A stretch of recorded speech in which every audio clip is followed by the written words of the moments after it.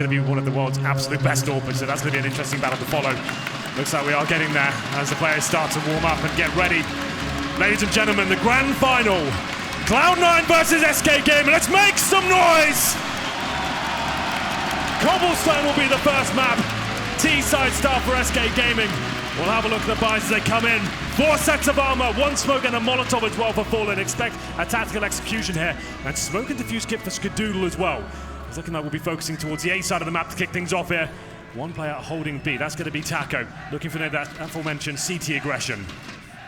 So automatic at danger, Skadoodle without the armor, but the utility is at the lower section of middle. They're going all toward long with the exception of Taco, as you mentioned, so it's going to be hard for automatic to find his way out of this. If he could get smoked off by Skadoodle and run back to the site, they could catch them as they try and enter, but he's alone down here. He's got to find kills. He's got one already. Good start. They jump in, looks for a second. Does very well, considering the position. They'll give up long and allow the rotations from B to get toward Romeo and watch the entrance point. Instead, Skadoodle has to back off and continue to fight. Not spotted in the corner. It's all the kills for Cloud9 until Phelps pulls one back on Shroud. And they sit just one man the great on Cloud9, but is that enough to hold off SK, who seem to want to back off a minute to work with? They're going to slow the pace down because their explosive entrance was completely shut down before it even arrived. They don't have the utilities to work with anymore, but they certainly have the firepower available. Phelps and Fallen up against it now. 3-on-2 situation. 45 seconds here. They're trying to confuse the CT. Suggests they might have gone back to the B side. Stu controlling that area. First exchange coming in now. No damage inflicted just yet, but there it is. Nothing with the headshot. Makes it a 3 versus 1 for Phelps. Surely he can't do anything with this, and he can't. Nothing with the double frag to finish things off there. Cloud9, an emphatic start there to kick things off. Automatic towards danger by himself. Finds those 2 key frags, and SK Gaming just can't recover that. It's going to be 1-0 on the CT side on SK's pick. That's a fantastic start here for the North Americans, and of course we'll see the force buy in return from the Brazilians right now. We're going to have Tech-9s, CZs, armor, smokes, and they're so deadly with this weaponry. Do not count them out of these sort of rounds. Cloud9 know it, and they haven't purchased a single rifle. That could be a mistake.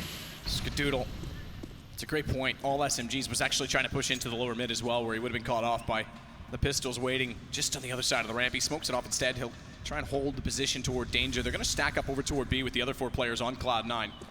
You bring up a good point about the range, especially with the nerf, the recent nerf, if you want to call it that, on the UMP. Yeah. We're having an A split here. Bomb along A2 towards drop down as well, trying to find that first pick. You can see Skadoodle has to go close range here with his MP7, trying to find the first kill, and he narrowly misses out on the timing. Oh, that's unbelievable. He did. Okay, Fallen somehow takes him down. I thought that was a guaranteed frag. Now it's a 5-on-4. We said SA can be dangerous in these rounds. Finding that first frag applies a lot of pressure towards Cloud9 now. A lot of utility as well. Automatic and Stewie will cover off the site split. 2-2 either way. Shroud to control drop bomb, still leading off toward the A site. Stewie wants to take the fight. He's going to get flashed in. Finds Phelps, Molotov back toward the corner, and Shroud gets the 2 that want to split through connector by covering off drop. It's a good hold. This Coldzera is the only one to get a kill back. It's on Stewie. Fallen gets ever closer. Remember, they all had armor and Tech-9s. Well, he's now picked up the MP7 that Skadoodle dropped early on, but he won't get any further than that. He will not get a bomb plant down. Cold's just fighting at this point to try and salvage the round. There's no way plant is in mind. It's all about kills. It's a 1 versus 2. Knows one's close as well based on the nade. Doesn't really have the range. The CZ has the accuracy. Oh, it gets off with Coldzera! What a way to start off for SK as they tie it 1-1. The world's best player punishes Cloud9 in the second round. They lost the first frag, they recovered. Shroud did enough here. 2 kills and drop down. Stewie chiming in as well. Surely he has no chance here. 30 HP. That's a misplay from Cloud9. They should be on the bomb side there. Just watch the bomb. Stop him planting. Why are they giving him any sort of chance to duel at that stage? It's a blunder. The pressure is high. The nerves will be riding here for Cloud9, but those are not the mistakes Cloud9 can afford to make at any point, let alone at the start. If the momentum is killed early, that's when SK becomes dangerous. Absolutely. I think we have a timeout at this point just to recover, discuss what happened there. My God, I didn't think Coldzera stood a chance. 1 kill, sure, but where was that refrag? Just panicking, it seemed, Cloud9 after recovered, after losing the first frag. Just to be clear, it was technical headset on the SK side, so not a tactical charge to Cloud9. It would, you're right, arguably make sense to slow it down after a mistake like that, but it also would reveal so much early on. You can't afford to be emotional this quickly. Definitely worth playing with your heart in a final like this, but it can go both ways, so keep it in control. 1-1. Here we go then, Cloud9 with the force buy in return. They're going to have UMP, CZs, Deagles. definitely skilled enough to pull the round back, but up against UMPs on the SK side as well. Fallen's got the Galil. Have a little Mac 10 there. He'll probably be used or thrown into the boards, the bomb sites to try and find those first picks and work out if there's any stacks on the other side. For now, focusing towards the B side of the map, we have Fallen and Phelps is watching for any rotation pushes from A. All ourselves start to be deployed. This could be brought down, controlled by SK at this stage, pushing them back with the team damage there, but they seem absolutely fine. Fur gets in, Mac 10. Shroud's watching E-Box side. Stewie will watch connector, but Mac 10 easily able to find Shroud. Boosted tree for nothing, automatic hugging the wall at the alley. They'll turn their attention back to the E-Box. They know Fur's trying to make his way through. Automatic from far, nothing's gonna go as he tries to reload. That brings Cold down. Good time for Cold to drop because it would have left his teammate dangling. And he'll hold on to the position and find automatic as well. All SK in control. Stewie can't even find a single kill. 5 stay alive. We go 2-1 SK. Clinical stuff from SK Gaming. 5 players surviving there, pushing the map at the start, getting the default set up, and then focusing on drop down. Once they had that, kills started coming in, some basic execution. Cloud9 can't make a dent whatsoever in round number 3. Has to be the full eco now. SK Gaming getting comfortable, can farm some cash here. 4 SMGs available, and we'll see whether Cloud9 can do anything with this round. I don't think they've purchased a single item into this. Default pistols across the board, no armor, no kits. Automatic, trying to duel at the start there, has to fall back as he starts to get wallbang. Fur finds the first shot on Shroud. It's dropped down once again as the main focus, and 3 kills coming in. Round done. Bomb still back toward T-tunnels. Rotate back around to grab it. Automatic at Skadoodle not willing to leave middle. They're just going to stay as far back as possible. Frag money is a factor at this point in time, so at least if they can group up, knock down some guns, might be better off for them, but Cold's already found Ska from far, builds up the money. Phelps does the same, never mind the bomb plant. SK wins the round. SK in such a strong position now. They've got those 4 SMGs and the Galil as well. We normally call this the bonus round, right? But it's obviously a little different considering they actually won the 4 spot in the second, but they'll get rid of the Mac 10, upgrade to an AK-47, and Cloud9, sure they'll buy, but it's not looking great. 3 M4s, a FAMAS, a UMP, 1 kit, and a lack of utility across the board. Yeah, if SK win this, keep in mind they kept 5 alive in the last 2 rounds with those SMGs. So not only were they building money with each kill, they were building a bank and not reinvesting. If they win this right now, they're in a huge, huge financial lead. They threw away a couple of the SMGs and why not? You've got so much money here. You're guaranteeing round victories by getting AKs out and actually overpowering Cloud9 generally. It's going to be a default at the start here, focusing towards long A, but that's where Skadoodle and Automatic are waiting for them. We have seen Skadoodle step up in terms of rifle precision, but is it enough to take down SK Gaming? Automatic to challenge first. Flashed in, can't find anything. Fallen gets him early. Grabs the M4 immediately. Yeah, too easy for SK at that point. 1 flash through, and he's going to take a 4-on-1 situation for Automatic to make a dent there. Can't find a single frag. Takes Phelps down to 41 HP. This is where SK Gaming are their best. They've got a 5-on-4. They're wait for CT reactions. Bait out some more grenades, bleed the CTs dry. And it's up to Skadoodle alone on the A bomb site. Taco to show presence towards B, a drop down. He'll just be holding the rotations of that side of the map. His teammates potentially fully execute on A here. They still have smokes, Molotovs, flashbangs. And Skadoodle there with no utility, no kit, no head armor as well. He's going to have a really rough time with this one. Taco now making his final play towards B, and here come the smokes at A. Old and Fallen lead the charge.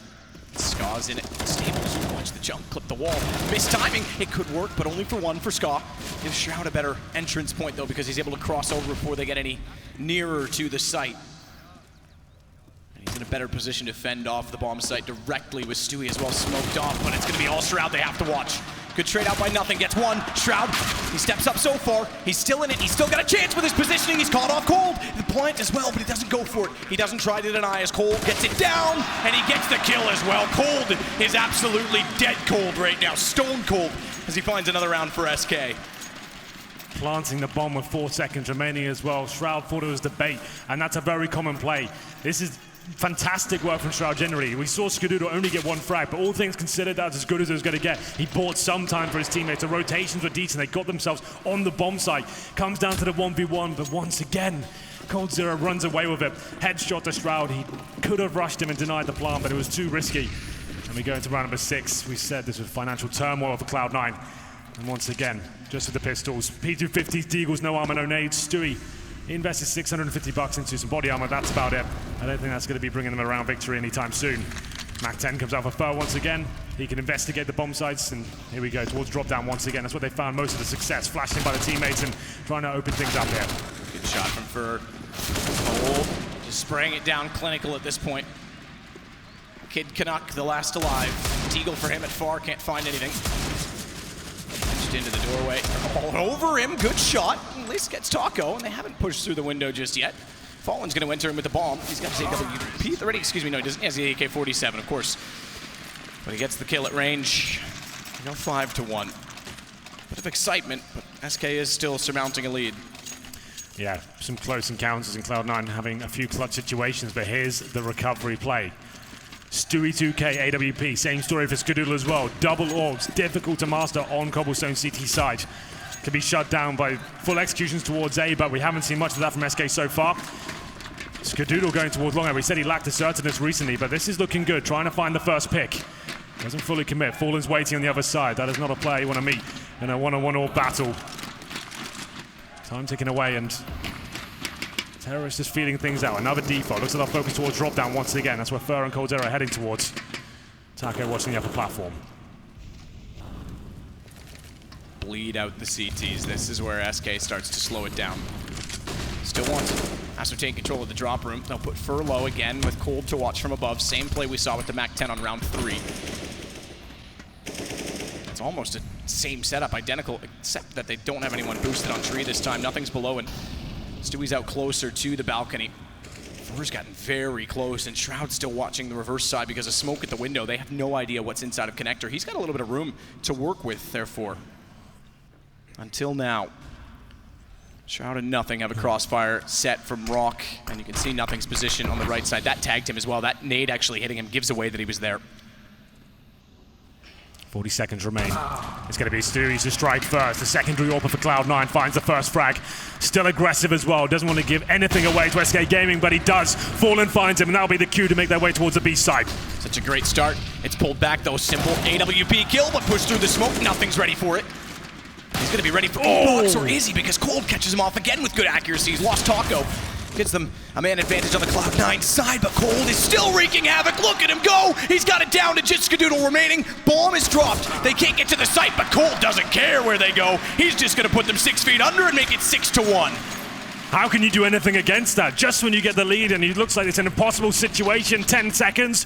Coldzera just does this. How is he hitting that shot? How is he not dead? Skadoodle, nothing he can do at that point. Coldzera is just a man possessed right now.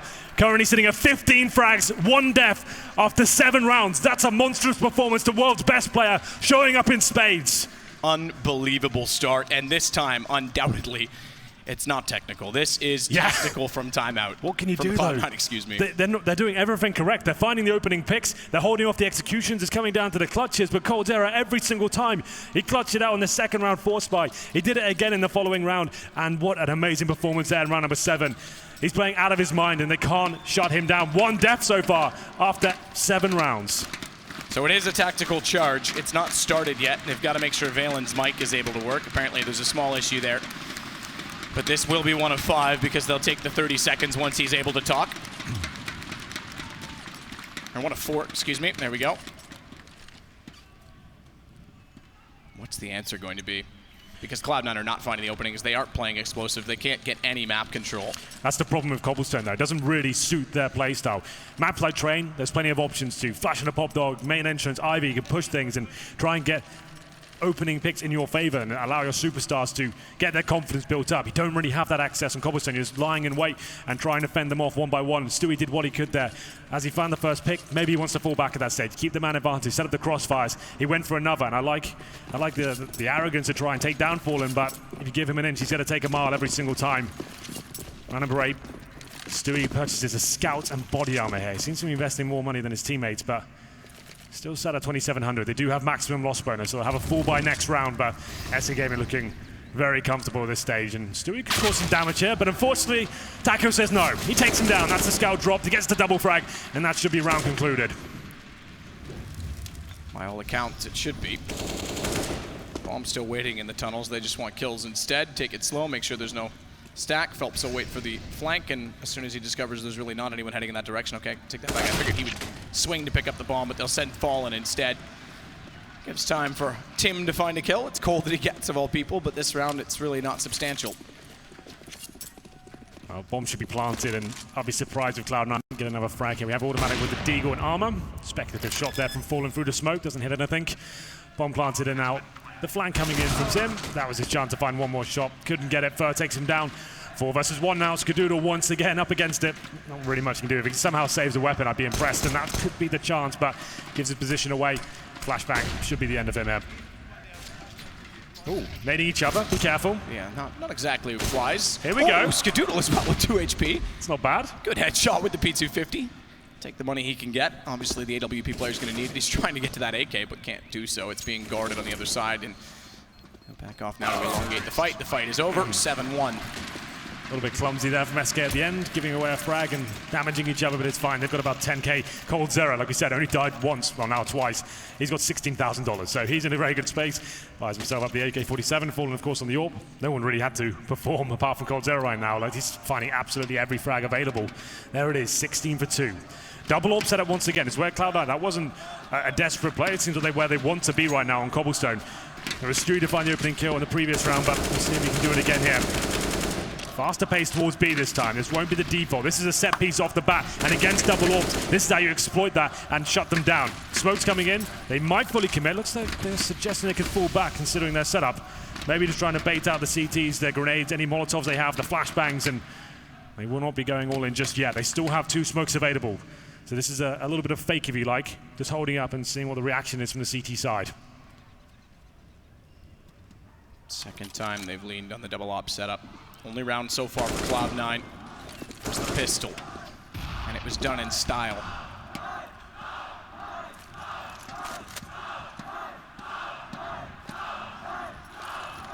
Far more passive this time. Stewie's op's going to give up the stairs. Head back to the statue. Last time he found the opener as well toward drop room, but then was taken down by Fallen. And from drop, they get a lot closer. Fur's able to get one, so he has to reposition. The op is still beside Fur. It pops out now. Good shot from Stewie. Draws us level as automatic holds off the back door. The E-box from drop. Fallen's waiting. He's desperate. The splash goes high, and Stewie nails it. Much better from Cloud9. Didn't take the bait on the first showing with the smoke grenades and the flashbangs. Cloud9 held their nerve. They still had utility to work with, and they managed to deploy the smokes at drop down at the correct time and stop the play, stop the pincer being so powerful there from the SK side. I would have preferred SK just to go with those smokes at the start. They know the double AWP set is prevalent, and Cloud9 are running that right now. That's how you shut it down. Drop the smoke, segregate the bomb site. They actually maybe overthought the situation, and we still have a full buy, of course, for SK. 7-2 is the current scoreline, and an MP7 for Shroud. He is playing drop down, so that's fine, but not ideal by any stretch of the imagination. We go towards A this time. 4 players investigating towards middle. Automatic spotted, down to 35 HP. Lucky to get away from this one. He won't. It's going to be Phelps and Ferd double teaming him to take him down, and we'll go to the 5-on-4. Skadoodle misses a key shot there. Surely can't get anything from this. Phelps punishes him. You can't miss those kind of shots. Shot indeed.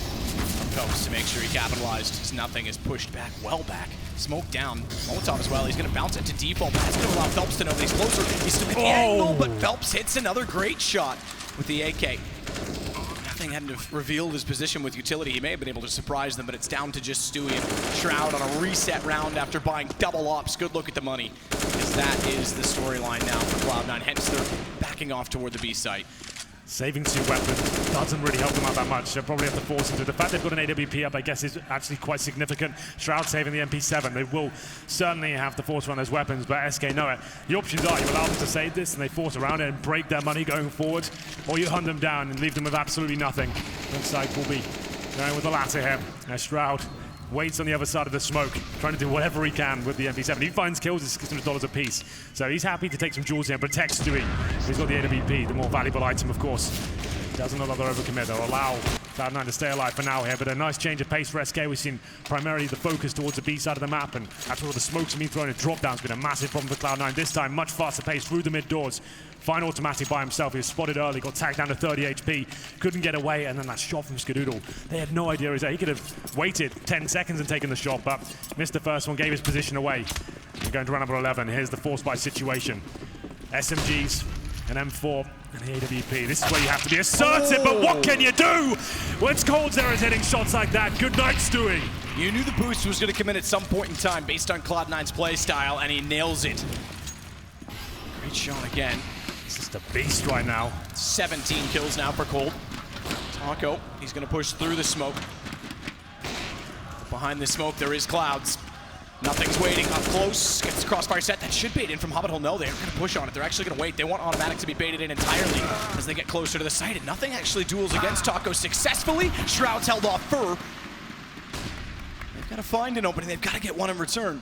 And Cold is completely smoked, letting nothing get the gun. And ooh, they jump back directly in front of him. Stays in the cubby instead. Molotov looks like it's going to go that direction. They want to time it with the smoke, and they get it through it instead. Yeah, nothing. He could feel the Molotov coming at that point as well. They wanted to wait for the smoke to go down to guarantee the frag, but they killed him before he even had a chance to move.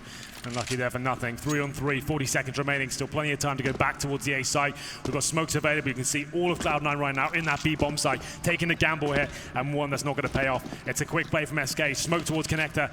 That one smoke alone pretty much suggests the round could be over. How do you retake this bomb site? You've got one kit available, no nades, and an AWP as well. Shroud with that weapon, not known to be an AWP at all. And they're going connector. Oh, wrap back. What is this? This is an open A site, and they go back toward the CTs. Oh my god. But they get the kills to make it work. Risky play. Yeah, for sure. He had an open A bomb site, and he just come in to find the battles, I guess. It seems to work out. Stroud had no idea that was coming. He's up to automatic now. Still has a shot within this round, but he has to operate very quickly. No kit, no nades, and down to 50 HP. AWP for Fall, and then as well that he has to contend with, and Fallen knows exactly where he's going to be coming from. Good pre-fire to push him off the angle. Tank's fallen ever so slightly, but it gets him better position. Reload as well. Flash goes high, won't catch him. It's behind the tree. As you mentioned, no kit, no time. Go quickly, and go down. Fallen finds it. SK pick up yet another round. Yeah, that's Fallen's specialty. Up close and personal AWP action there. Doesn't miss the shot. Wall bangs him to finish things off there. Here's the boost at the very start. It seemed like such a fast shot. Ready for this play. He knows the AWP was available in this round, and Stewie taken down at the very start. Cloud9 once again after forcing in the previous round. Have to take an eco here. Default pistols and a couple of P250s and CZs. That's about it. Winning the pistol, and then the round of the double AWPs as well.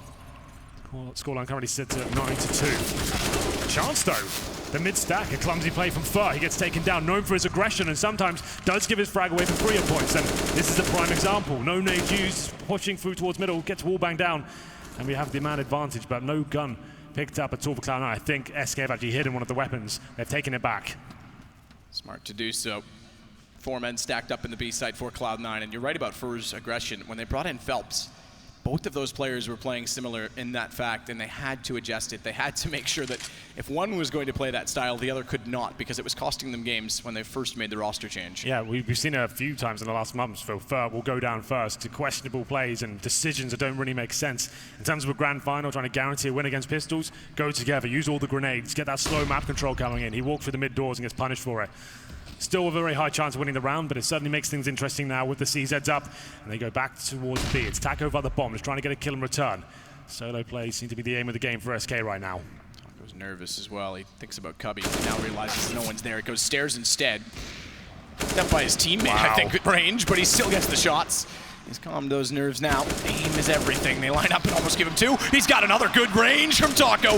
He's a chance to get the ace. Stewie's in front of him. Phelps is behind Stewie, though, and I'm sure he'll just take the kill at this point in time because Stewie heads back that direction. Nonetheless, good accuracy and discipline from Taco on the firing and tapping. It's 10-2. They give the first frag away, but that man in the screen right now, he makes the hero move towards the B bomb site. Sure, he's up against unarmored pistols, but the accuracy there was off the charts. That was so sick from Taco. Look how crisp it is, finishing off these frags. Very impressive stuff, showing that Coldzera isn't the only player showing up to this grand final so far. SK Gaming look like a very strong unit right now, hitting double digits on the T side. It's 10-2 and another difficult buy for Cloud9. Their money has just been in complete turmoil throughout this game. Famises, M4s, no AWPs this time, no defuse kits, no incendiaries. I think I've painted a pretty accurate picture there for you. You can see it's not looking good for Cloud9, but have to actively work for these opening frags once again. It's Stewie on the other side of the smoke. Knows he needs to make something happen, decides to fall back for now. Long A's been a bit of an issue for Automatic. Haven't really seen him show up just yet. 6 kills for him so far. Skadoodle, the main AWP on 4. Hasn't been good enough on the CT side.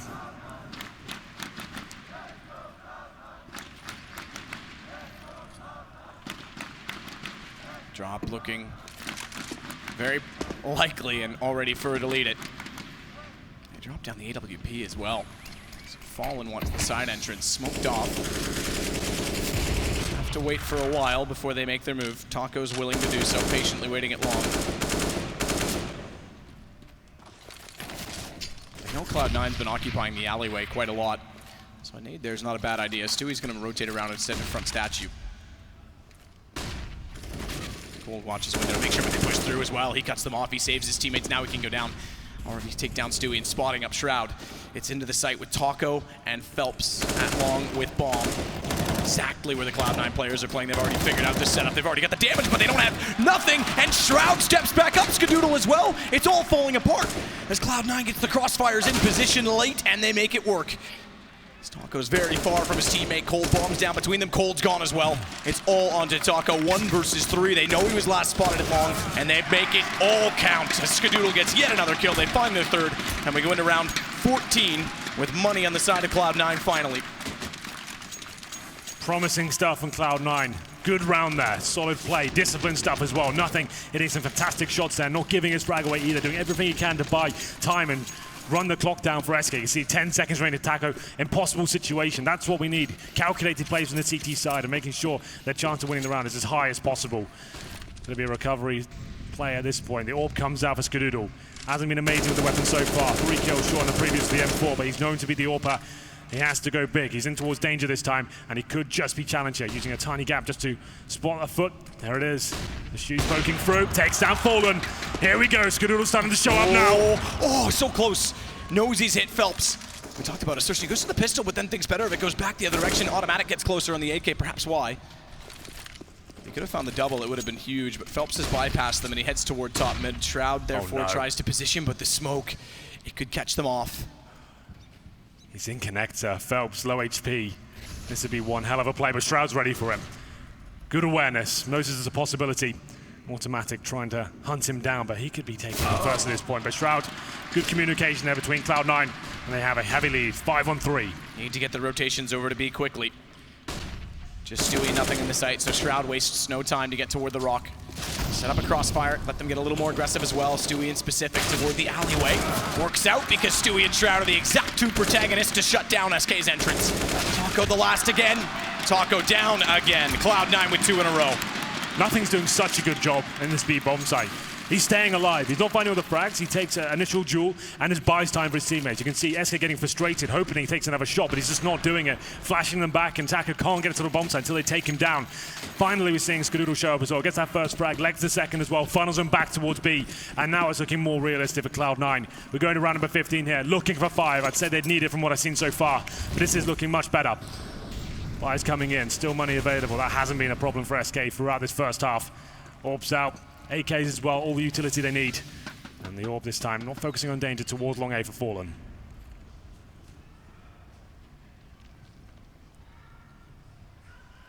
An inch closer. Pre-scope, no noise. It's a bit annoying in that sense for him, but nothing's already taken significant damage. Down to 53, has to back off, get closer to the site. They've gone for the boost at the corner, the top of the wall on the CT side. Because they had the low HP and they had to get more fortified positions that they could play off of each other better. They can't play individual with nothing sitting on half health.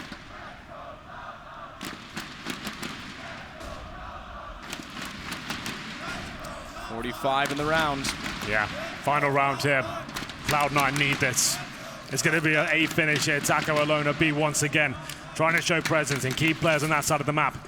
Smoke's available, but not many. Here's the final play. It's a boost from Automatic. Gets one as he dropped down. No! He wants to fight! 2 kills coming in his favor. Coldzera, though, finds a headshot in return.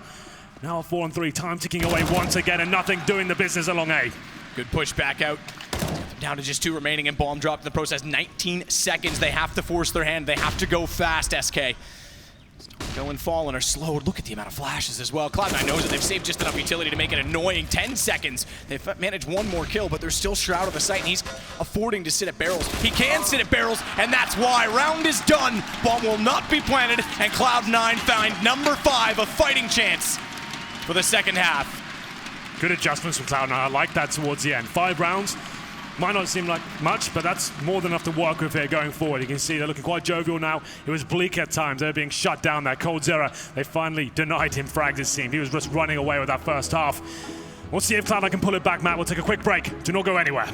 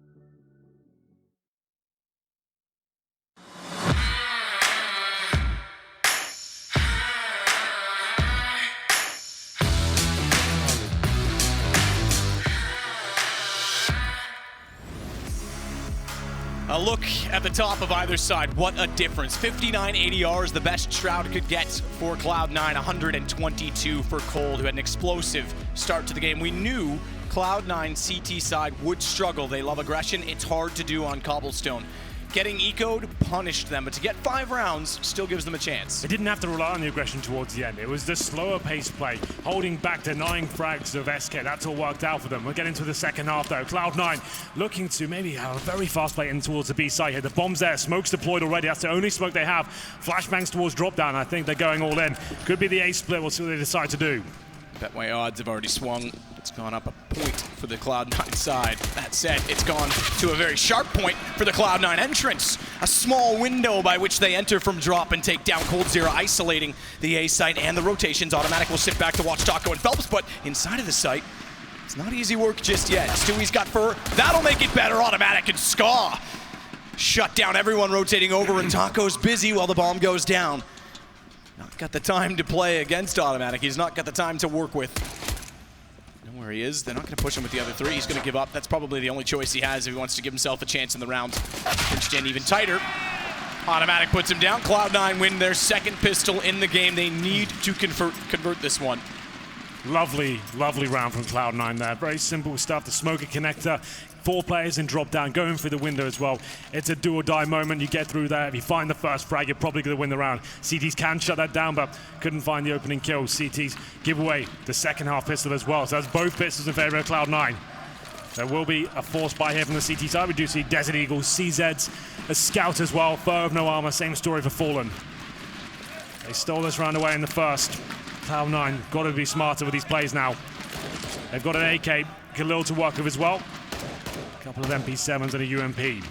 Utility is key on Cobblestone. Objective, get the map control first, usually towards Long A where they're heading right now. Push those CTs back, work out the stackers on this side of the map, try and get the first pick. They get a 5-on-4, they've got a very good chance of winning the round. CTs shouldn't be able to overwhelm them here.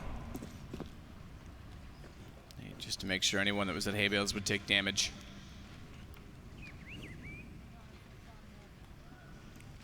Fur and Fallen already electing to back off. Scout for Fallen. We know can wreak havoc. We know can punish teams if given a line of sight. That's it. Well, they need to work out what they're up against here. They've got that map control I discussed. Drop down is theirs. So is Long A in danger. It's looking like to maybe be an A finish here.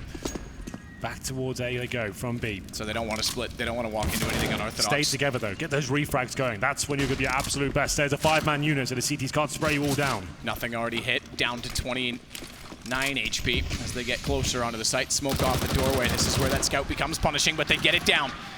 He couldn't hit the second shot and do better damage to help the pistols, and they're already swung inside of the site to catch Fur off behind the APC. Old Cups and Taco all walking in from B, all held out by Connector. Plant for Cloud9 means around nothing they'll be able to do on the SK side. In fact, with upgraded pistols, with armor, we know the CTs cannot buy in the third round. They're looking to sit back and try and do as much damage as they can without giving up too easily. That's perfect from Cloud9. Exactly how I described it should be played. Pushing those CTs back along A. Getting control of drop down as well. Getting as a 5-man unit, deploying the smokes, eradicating Rick, smoke connector. Smoke the murder hole as well. Stay together, find the frags. Don't fall for any bait and switch plays there. Fallen going down, trying to bait his teammates in. They didn't fall for it. Checked every single angle still, even when they found frags. Bomb goes down, 5 players surviving. That's much better from Cloud9. And now we really do have a game on our hands here. 10-7. And as you said, SK Gaming got to be in a full eco going into round number 3. They do save the CZs and head armor, but that's not really much. It's not going to win them a round. Well, I say that with bait about. They shouldn't win them the round. But anything can happen with Coldzera and that weapon. Here we go. The Cloud9 fans starting to believe now, it seems. Something to cheer about. Yeah. He's not giving up easily. Double MP7, UMP, 2 rifles, and a whole lot of utility. And armor on everyone so the pistols can't do damage, or at least negate the damage by which they would dish out. It's Stewie to head closest toward the bottom of the middle. Good find from Shroud already to get fallen, but watch Fur's position. They have to check that. He knows they're there. Oh, he's got one already. Head armor won't save them that close. Good thing they respond fast enough, as Taco, though, is still going to find Skadoodle. It's getting costly already, I have to say. There's an AK down. One of the SMGs could happily switch to if they can get close enough by it. No. Nothing. He's lost HP. He's on 7. They stack up to find him. Jumping over. It's automatic to save them. They can't quite, but Shroud gets the round, and just barely they get away with it. That's how you throw the rounds away almost there. Just going very quickly, not feeling the map out. They just about win it, so no harm, no foul, but they know how close that was. You give anything of SK to work with there, and opening jewels, that's their specialty, and the CZs do a lot of damage, but just about pull the round through. It's fine. They'll upgrade now to rifles across the board, and Orb for Skadoodle, of course. Same story for Fallen. He's glass cannon, though. Mini has no armor. One shot to the chest, flings his crosser up in the air. Phelps with the famous, no kits here, so for the first time, SK struggling with the economic side of the game. Default for now from Cloud9. And I Skadoodle just to watch that upper platform, see if anyone will give him the opportunity to find the first kill. Shots coming in. He knows his presence there, but CT's not giving him too much to work with.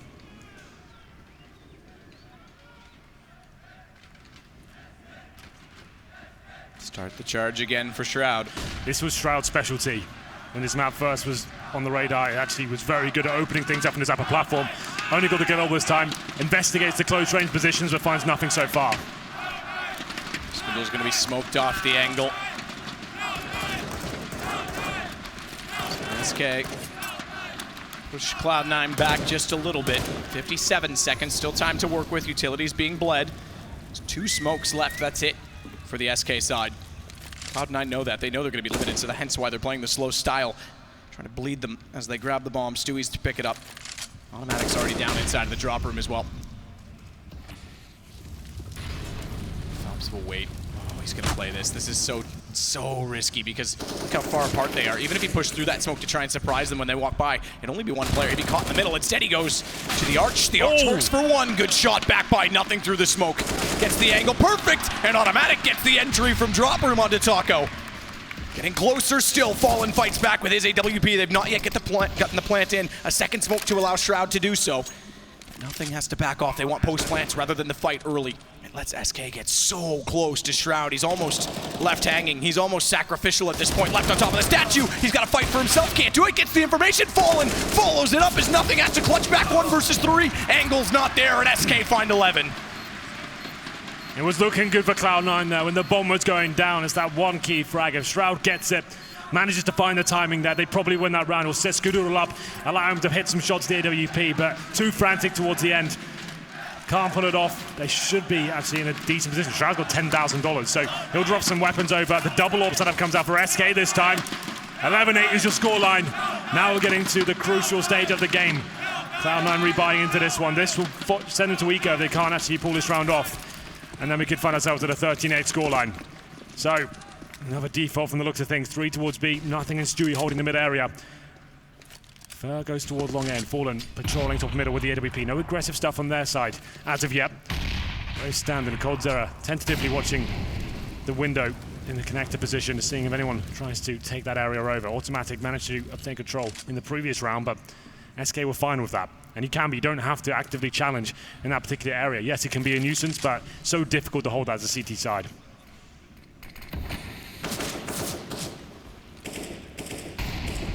So on the AK, Skadoodle, not only, as Chad mentioned, he's been more proficient on rifles as of late, but he's also been more aggressive with his positioning because he's the closest to the mouth of the B site.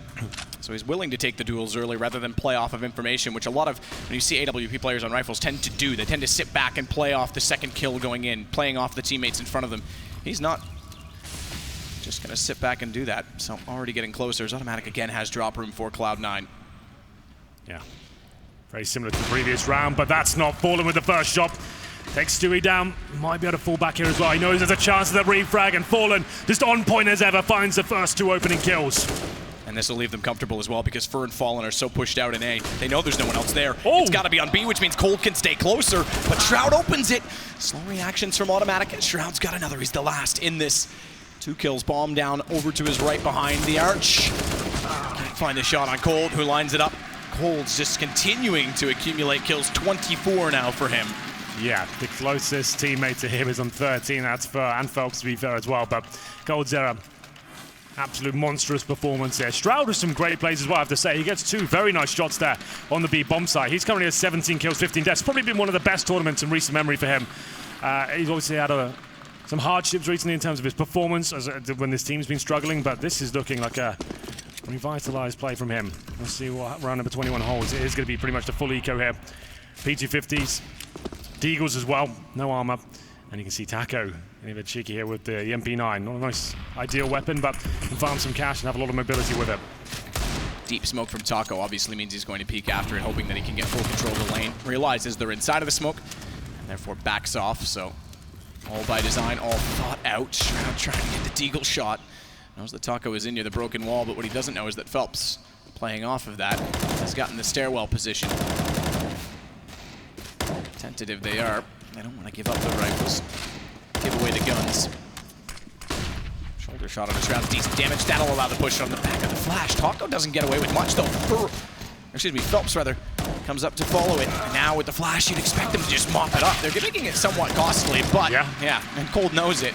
They will still close it out, and you said it, 13-8 because of the money. Cloud9 has to buy back in. This round is everything. It absolutely is. A little bit problematic there for SK, giving 2 frags away, maybe trying to end it quicker than it had to, but still. Round number 22, coming to the closing sectors now. Have Cloud9 got anything left in the tank? No AWP available for them. Money was not there. Skadoodle once again with the AK-47. That seems to be the weapon of choice for him in this map. That's what he's getting primarily most of his kills, so what's the play at this stage? Fast B by the looks of things. We've got every player towards the upper platform, all 5. And Taco, he's got the AWP this time. Boost up and drop down. A lot of intel gathered for him. AWP holding top of the drop. It's Phelps instead, though, to get nothing. Watch the flash because his timing, they don't go through it. They were blind as well. Leaves him in the open. They still find Phelps. The gap in the smoke. Only good for one more, but it drops the bomb. Stewie, he's been slow. He was at the bottom of the scoreboard for Cloud9. Exactly what they need, a better entrance, but look at the HP. And similarly, as they put the bomb down, they push up into 3 versus 3. The difference, Stewie again finds another kill. An automatic with 1 HP is going to sit back to play off him. Taco and Fallen, not much on the entrance. The AWP finds the return frag. They get inching closer to the site. Stewie's had enough of it. He's gonna fight. Oh, look for his 4th. Tag was there. Damage done, but it's the bomb they have to play off of. Good flash in. Stewie's up to 4, and it's Fallen that taps it. Goes back the other way, and Stewart with the ace. Cloud9 needed it now more than ever, and they'll get exactly the name by which they are after, number 9. What a performance from Stewie there. The opening kills were great, but the follow-ups even better. Precision with the AK-47 sends SK Gaming packing in round number 22. Nothing they could do there. The double orbs trying to retake together. It wasn't ideal. The low HP was there, but nothing they could do about that. They still have enough to buy. They might take a pause at this point just to work out what the stage is at this point. So we've got 9K for Fur.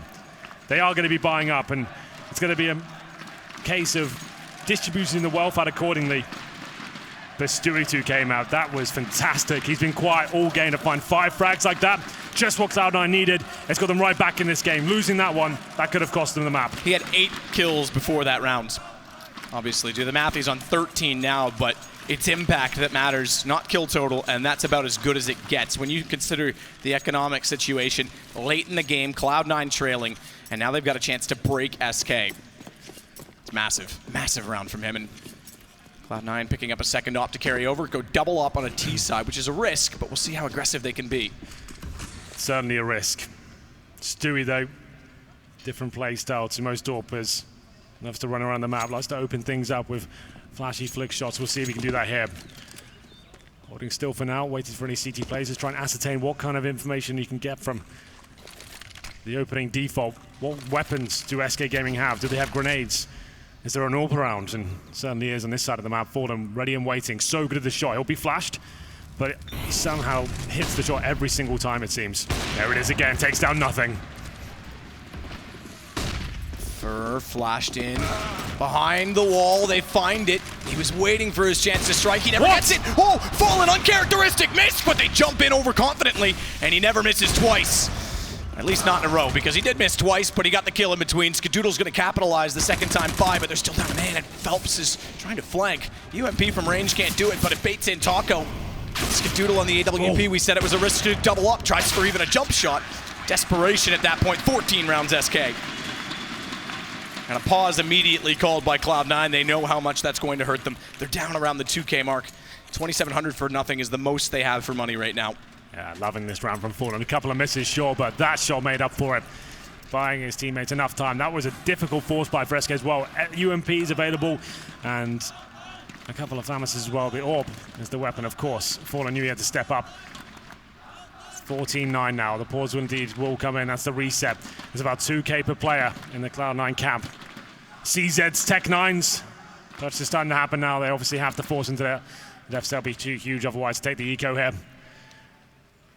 The unpause comes in. Skadoodle, the final player to buy here, leaves his money at 1,700 for now. Wants to save some money for the potential of the AWP going forward, I guess. That's just you and I, Henry, hanging out like a couple of lovebirds. Couple of friendly chickens. Round number 24, here we go, map. Do or die for Cloud9.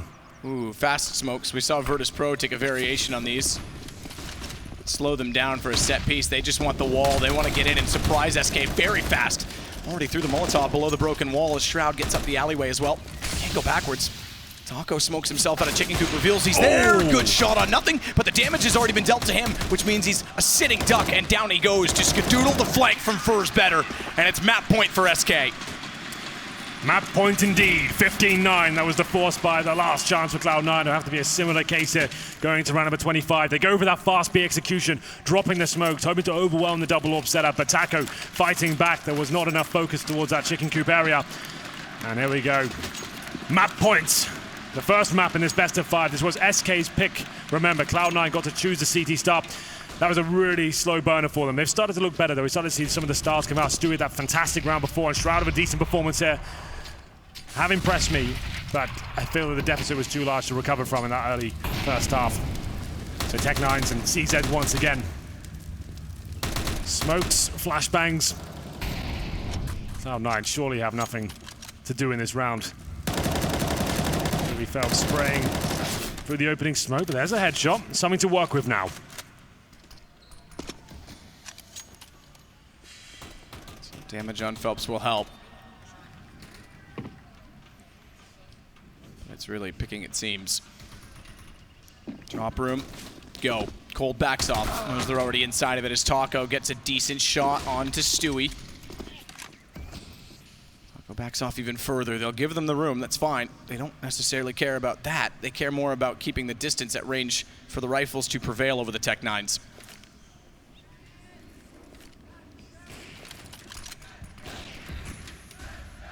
Smoke on the inside of the E-box.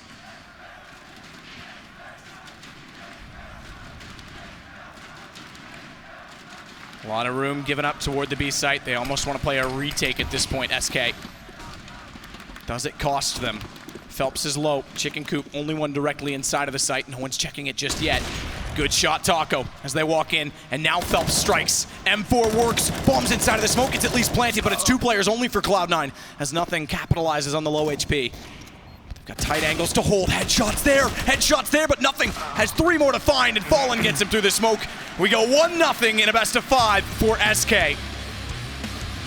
Yeah, decent showing from SK Gaming there. Cloud9 looked a bit out their depth in the first half. Remember as well, they win both pistols in its opening map and only find 9 in total. There were some promising rounds there towards the end. They start to show as they can hold them off, and 5 rounds in City half wasn't really enough, but they seemed to adjust their game plan, and that was key. Didn't let their heads drop down. A few big clutches there as well, but Coldzera, what can you say about that? The way he was playing in the first 8 or so, 4 frags, it felt like every single round. They just couldn't shut him down, and fair enough. Cloud9, not really much you can do, and the world's very best player is posting that sort of performance. Ends with 28 kills, does Coldzera.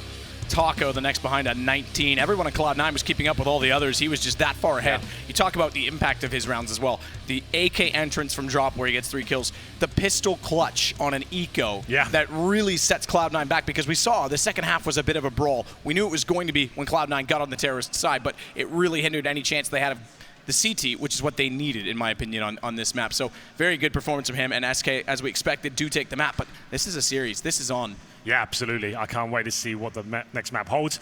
Matthew, I think we're going to throw it over to the lovely gentleman over the analyst desk. The Pay Safeguard post-match breakdown. SK, one step to redemption, revenge, and a trophy. Cloud9 unable to muster, well, what Cloud9 couldn't do on this map, Coldzera could. What an adventure that was. Joined by Sponge and YNK. And round 2, gentlemen. Kicking the teeth to start things off, and climbing their way back from that get. Stylish way to start from Coldzera, right? You know, he just wants to get in there with a 1v3 with the CZ, which I hate players who have that on the T side. Why do you have that over the Tech9? It doesn't make any sense, but he makes it work. I think there was like 16 seconds left on the clock, pulls it out.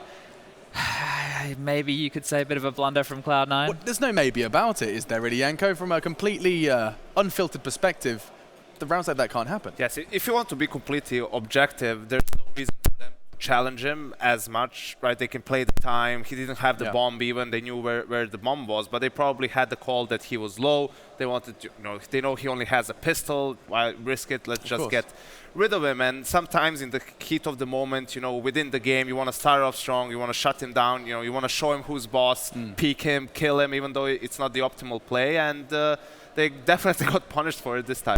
I mean, 25 rounds and 28 frags. This is one of the few situations where you can actually see the impact of the nerf of the UMP, because Shroud was the last player who challenged him. He had the UMP from 17 HP, he left him on 4, and that's probably the difference. And that's something on Cobblestone that you actually see players who play drop don't play the UMP as much. They go for the FAMAS because when they have to rotate towards A, before you could take that battle from connector to stables and still win it with the UMP, but now it's not as consistent. So shows you how actually that does have some impact in this game. I mean, is this one of the first instances you've kind of seen of this, Chad? You've seen the UMP actually be a hindrance to some teams. We know that, the likes of FaZe have started to, remove it from their gameplay. We saw Cloud9 bringing more MP7s into the mix. It's definitely tapered off, right? It hasn't been as popular as it once was. Obviously, the kill bonus is still there, and it's still very strong as a weapon, but teams are moving away from it, which I like. I'm a bit of a purist in that regard. It's great to be able to use, if you can use it correctly around the smokes or in the very close quarters, I guess, but when you need to use it in a rotation situation like Yanko's talking about, it's no good. It makes absolutely no sense, and I'm happy that the game is swinging that way, but we have to note that Cloud9, they won both pistols, right? They won both pistols, and they only had, was it 9 rounds? Yes, that's right. This is unfortunately one of those segments where we don't really have to say that much because it was Coldzera having an amazing game in the first half, and most of the rounds you could see that, for example, SK were just using the times, wasting the clock, waiting for the utility from Cloud9 to end. And if you look at what Cloud could have maybe tried to do, which is extremely difficult to execute on Cobble, is try to go for some mid-round aggression, right? Pop flash into mid, try to get information there, try to get a kill on Phelps perhaps, or do it towards B platform. But SK, there's a reason why they're the world's best team at the moment. They're just so good at not allowing you to get any information or to punish you when you go aggressive yourself. So you could see how Cloud9, that was the big problem. And the fact that they would get reset all the time. They didn't really have that many pure gun rounds to work with. And outside of the fantastic information plays or restricting information from SK, Taco and Boys had some fantastic just raw fragging. We get to see it again. Sometimes it's easy to get sidelined by their incredible synergy, their mid-round calling and everything Yanko and Chad find themselves mentioning. But sometimes it is just these guys are incredibly good at Counter-Strike. Taco in particular was living up to that entry fragger role. You can see some of the stuff he was up to just here from the plateau. Just an aim map, really, though, isn't it? He's just taking duel after duel. Everything was coming his way, kind of in the Matrix. We saw another round like that from Coldzera. He did the same thing, coming out of the drop zone, getting every kill that came to him, and almost, I think he did get the ace, but Stewie had a really good round as well. He had a very pivotal round. It was quite individual in a lot of those rounds. You don't want to... Normally when you play fundamentally sound Counter-Strike, the kills kind of fall to the people who they're meant to, and you're going to lose a few trades, and then you might win a situation, a 3v2 or something like that. But the way this was going on, it was just one guy was going in and just wrecking heads. Yeah. And on either side of the server as well, this is a couple of glimpses of what Fallen was up to. There was pressure applied to him. He wasn't necessarily having the greatest game, but you can see this CQB AWPing we talk about, that close quarters, the combat AWPer. Most of his kills happening almost with the rifle to his belly button. It's incredible. You see those positions. That's what I talk about when you play limbo, right? Being in limbo. He's not in a line. You expect an AWPer to sit like connector or in vent room, and they watch a line and then they move to another line. He's happy and he's confident in his AWPing ability that he can stay in those close quarter areas, always grab one, get away when he should get hunted down, and still be able to get a secondary frag. It's like, this shouldn't be happening. No, not at all. And for Cloud9 fans in the arena, they're probably thinking the same thing. This shouldn't be happening.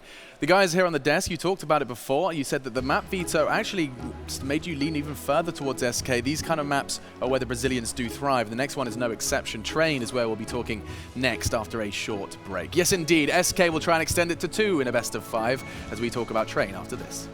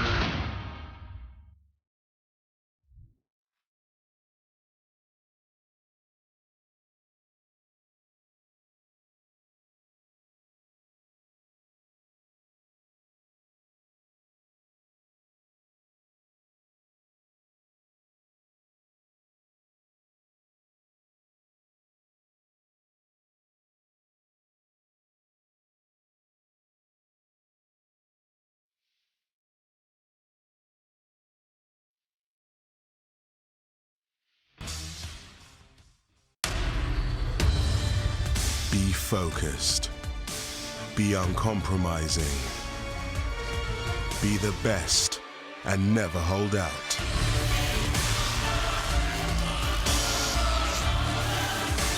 Pick your event. Place your bet. No matter who you are or what you're here for, it's our passion that unites us. Betway, for the love of the game.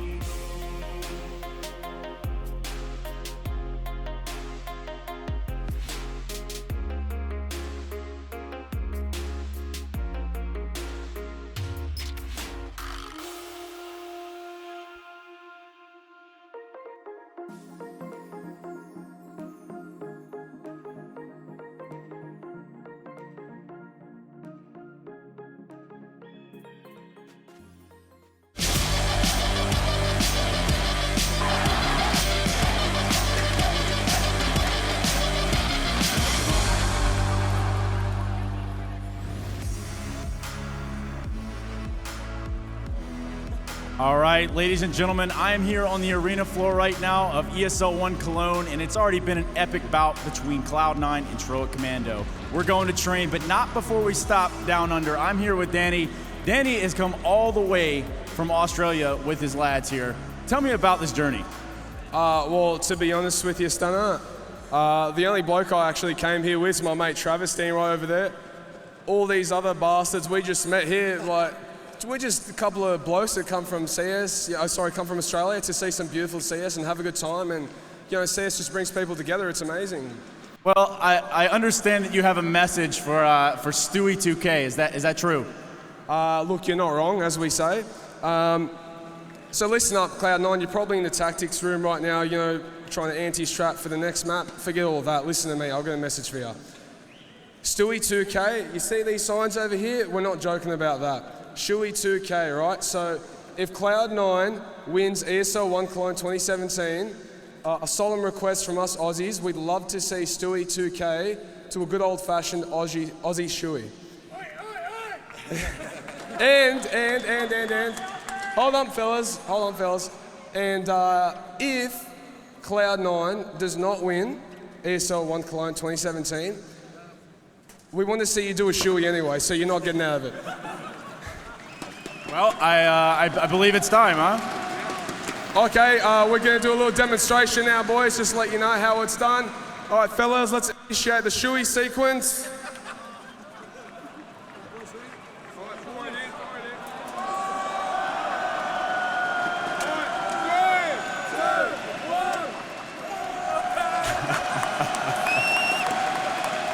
All right, I'm going to toss it back to the desk. This is getting a little intense down here at ESL 1 Cologne. Take it away, Alex. G'day. Larrikins, mate. They are a bunch of larrikins out there. I met them last night. I met them yesterday. I met them last night. They were going hard. Oh, fantastic. Yeah, you know, this is something that is so beautiful about Counter-Strike is you meet the best people in those crowds. There's 12,000 people. You're going to meet some people you get along with. He's managed to make a whole gang of people that are ready to go and hang out with us. Yeah, he's met them all on the way. A couple of boys from Perth, my hometown as well. And then I think it brings out the Australian in me, really. I can hear it more. His accent's stronger already. Bloody hell, mate. Yeah, so we do have none other than one Australian, a Serbian, and a British man trying to talk about Train in a limited period of time. Let's try and get back on track just briefly. Now, Train is a map we've seen both Cloud9 and SK play not too long ago, and I do want to start by talking about SK's legacy on the map, because they used to be near undefeated on this map, Yanko. I remember a rather absurd statistic. Do you have it to hand? One of the greatest streaks we've had in modern Counter-Strike history is the 17-0 streak of SK Gaming on Train, right? It started at, I think, Pro League Finals Season 3 and all the way up to the E-League semi-finals in December. So that's like a 6-month span when they were undefeated on the map, having some insane scorelines, 16-0s. 16-2, 16-1. Like 16-2, 16-1 in Epicenter in Moscow. So a very, very dominant force, unfortunately for them. After the change, FNX Phelps, it really did seem to drop out of favor for the Brazilians. Now, one of those is, of course, the integration of Phelps. They do, however, seem to be finding their feet with Phelps in their roster now, though, Chad. Yeah, sorry, I was just having flashbacks. SK 16-0'd us on Train as well as Cobble. So you felt the brunt of this? Yeah, and... 16-0s there, Chad. Yeah. Only two. I 16-0'd a team as well myself. I was an Indian team. But hey, it happened. But yeah, no, I think off what Yanko's saying, you know, the difference in playstyle is Phelps likes to play really aggressive in that pop dog area, close team mid, and you already have Fur who does that. So when two players are doing that, and you can consider it overextending, and they can get picked off, isolated, and from there you can play the rotations in the the 4v5 situation. So that's how you really you can punish SK. But it seems like that's changed. It looks like their trains, it's better, it's crisper. I think Phelps understands now. He's definitely been told, hey, we can't just have you running off doing what you want all the time. You have to be a bit of give and take. We need to let our AWPA, like Fallen, Coldzera, Taco, the backbone of the team, have a chance. We also got to see what Skadoodle was capable of on this map versus Na'Vi. This was one of the maps where the clutches came out with rifles, I should add. We saw him bouncing around the map, spreading out. 2015 Skadoodle was on that server, and we're hoping he shows up today to see if we can get that full 5-map series. It sounds like the players are already ready, and I am by no means going to go ahead and stop these guys from putting on a show. So without further ado, your casters are rocking and they're rolling. It's the Prince and Princess of Counter-Strike. It's Henry G and Sadakist. You are absolutely the princess, Henry. I accept that. I'm absolutely fine with it. I'm feeling fabulous today, Matt. You're looking at. So let's get underway, shall we? Map number 2 will indeed be Train. We're actually live already. Ladies and gentlemen, second map of the grand final. Let's go! SK Gaming side on the CT side. The buys are coming in. There's 2 smokes available for Cloud9. This is going to be presumably towards outside. They can go towards inner. That is the favored bomb site in the pistol round on the T side, but smokes towards outdoor. It felt like that could be the case with 2 smokes, and towards either they go, it's going to be a fast round as well. Flashbang deployed, trying to push them back, and the first encounter comes in. Coldzera spots 2, can't land any damage just yet. Not yet, but Automatica has made his way inside of the site from A main. Smoke down at Sandwich. He's going to get a lot closer to Fallen's position as Cold is isolated. setup works because Fallen already takes damage but responds with a great headshot to turn around. He's facing a whole lot more Cloud9 players. Cold's forced to rotate back through Old Bomb. It keeps him in the front of the site to work with, but Stewie still has to fend off at least one attacker in Phelps. And Taco gets baited in off the top of it. Bomb goes flying over in the possession of SK. It's all down to nothing. Shroud sneaks in though, and Shroud steals it late. Completely undetected. Kid Canada steals it for Cloud9. Shroud has been performing amazingly well at this tournament, and he finds a huge pistol there on the T side of Trey, no less as well. The Betway odds coming in as well. Cloud9, you can see, not favored to win this whatsoever, but that pistol might give them a chance here on the second map. We'll have a look at the buy. Presumably a force buy from the CT side here. Looks like a technical pause. We'll just check in with that. Yeah, technical at this stage as well. But the problem is for Cloud9. They won the T-pistol as well in the first map, and then they get reset. Coldzera ran away with the round. We'll see if they can hold on here. Second half was much better. We saw them calming things down, looking like a five-man unit and playing the rounds correctly. AK-47's coming out, Galil's as well, not focusing on those SMGs if you want to have the range to work with here. Shroud, 3 frags in total, just as it looked like it was about to slip away from the North American side. CT start for SK Gaming, man. That's a scary prospect, right? At one point, the very best team in the world in this map. Yep. Dropped off significantly since the addition of Phelps, but still, always going to be a difficult team to play on this one. And we're getting to round number 2. The force buy not as strong as you think. They have got a max 7 and a scout. Coldzera, no armor at all, and there's some damage done towards Shroud. Taco pushing the lower ramp and wants a bit more out of this as well. There's the first shot, could get the double! Somehow Shroud takes him down. Super close to following up with a second. Skadoodle getting Phelps caught off, retreating back from A main. Bomb in the hand for automatic. And they do get closer onto the B site, but Fur is in a position to strike. He's immediately below Pop Dog.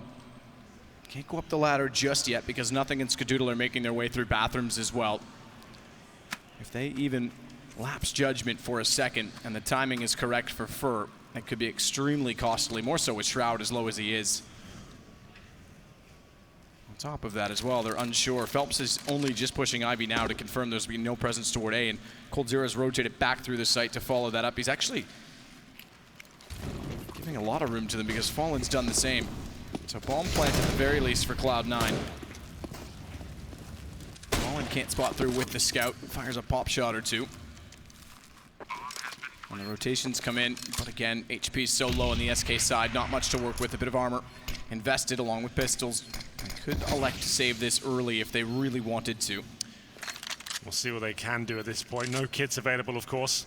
Shroud low HP, I think you probably just do save the weaponry. You've got armor, Deagles, and they will indeed save. So you're going to be trying to fall back here.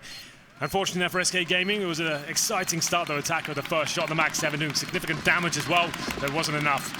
Nice calm play there from Cloud9, getting towards that inner bomb side, pushing those CTs back, stopping the rotations, and you can see SK doesn't have to bow out of round number 2. Good start there for Cloud9, negating the force buy of the SK side. Why did they save pistols? For our new viewers, this might seem a little bit strange. Because they have armor to go with them. They want to have a second bite of the cherry into the next round. This fact they've got Fallen on the scout as well means they can cause damage. If they go in and don't win their round, it's going to be full eco next, and they won't win it. It wouldn't be worth the risk. So keep hold of the lesser weaponry, sure, but still have a chance to win round number 3 here. And I know it as well. You're just joining us. First map was Cobblestone. Cloud9 looked out of their depth in the first half. Coldzera completely battered them, but this is their pick now, and we'll see if they can step up. Good start, I have to say. Stewie once again, using the nades correctly, eradicating risk, making sure there's no CTs hiding behind the boxes or on the corner, means he can get a little bit closer here. HG's just to guarantee that fact. They will finish towards the inside bomb site, but there are 3 players waiting for them on the other side. Could fall apart at this stage. We'll see what unfolds. Smokes will be deployed. All 5 players here, meaning they have to fully commit. Shroud in quick, jumps down, up close, but there is someone up close, Phelps. He's gotten 2 kills, which he nearly did, let's be fair about it. Yeah. Would have been huge for SK's chances in the round. Bomb plant immediately after, though. 5 HP is all Skadoodle is left with. The flashes go deeper, and SK can afford to push this time. They're buying in the next no matter what. He finds automatic. That's one of the 2 low players. Skadoodle's the other. This is a chance, a real chance. AK picked up, but taken back immediately as Taco goes down. Stewie with the kill. No kits in play. 3 versus 2. High position is pivotal. Molotov already down. and gone. And a shot from Cold. No way. He steps up again. Another eco one by Cold. He is having an absolutely amazing series. And it goes 2-1, or does it just barely? He does it again and again. Coldzera in these forced by situations. That's why they saved the weaponry the previous round, because there's always a danger that Cloud9 make a mistake. I'm not a fan of the inside area when you know you're up against upgraded pistols, scouts as well. Fallen just doing the damage in that Deagle play from Coldzera. So calculated, crisp shots coming in, and the Fool's 10-second defuse as well. That's sending a message towards Cloud9. They still have money to buy here. They can shut down the CT side. Looks like one of their classic faster rounds coming out here as well, trying to open things up with the AK-47's Automatido shut down straight away. It's going to be up to Fur to try and find more for SK. He pushes for the smoke, but Fallen finds the first shot. Not the worst thing that Automatic was the one to go down, but it's problems with the rifles following in with similar results as Ska finally gets a kill back. It's Fallen, it is the AWP, but with so many smokes, and the bomb just beside Fur, he knows that as well. It's an easy hold for SK. Shroud's going to try and push through it. He's actually got it right immediately beside Fur. They're passing each other in the smoke. So who finds the other first? It's going to be Fur because he knows it. He's heard him, and he's been silent. Skadoodle. Good pick up on the AK. Found by Cold again. 2-2, and now the money's gone. SK take control on their CT side, and I mean there as in they own it. Absolutely. Every single time they get rolling on a CT side of train, it's scary. That's the ace up Cloud9 sleeve. Usually those fast plays towards outer, they're very good at that. And usually with the AK-47s, they can find space, but at this point, SK Gaming be very aware that's a possibility. Playing in front of the smokes, battling as well. Fallen's there to back up his rifle players. They have to go to a full eco here for Cloud9. Glocks, couple of P250s, that's it. This really has set the tone now. SK starting to dig the heels in on the CT side, looking strong. Surely these kills come in favor of Fur. He's got the MP9, he's having a party. 3 kills, lots of money racked up as well. No bomb will be going down this round, I'm afraid. Perfect weapon for that scenario, lots of mobility. Chews through unarmored opponents, and he's looking for more as well. Aiming up is annoying at times. Certainly not annoying when he's already found the kills. As Nothing walks over toward B. That'll now confirm that Fur can push up. And they'll pinch him off. Everybody facing him down. He manages 1 kill, but no harm, no foul. We go 3 rounds SK. AK, double M4, AWP is what's carried over, so minimal reinvestment, and the money starts to accumulate yet again. So we talked about Cloud9's fast-paced rounds and trying to stick as a 5-man unit, fast smokes as well, but SK, they're very good at opening first picks on this map. They can push towards that. They can push 3 players inside. They're going to do it at some point. And with Taco now, he goes towards the upper ramp. Not playing by the little bomb train like he usually does. And this is, we've got to focus towards Ivy. Allow the AWP to maybe open things up here. Single AWP set up on the CT side for now. Coldzera. No AWP available for him. He holds Ivy. Just on an off angle trying to look for any terrorists. Sneaking down and trying to find the first pick. Skadoodle shouldn't find the opener here, but we'll see what he can do. Taco. Alone inside. He's absolutely fine with that as well, considering he has so much control of the upper area. Coldzera. A utility war.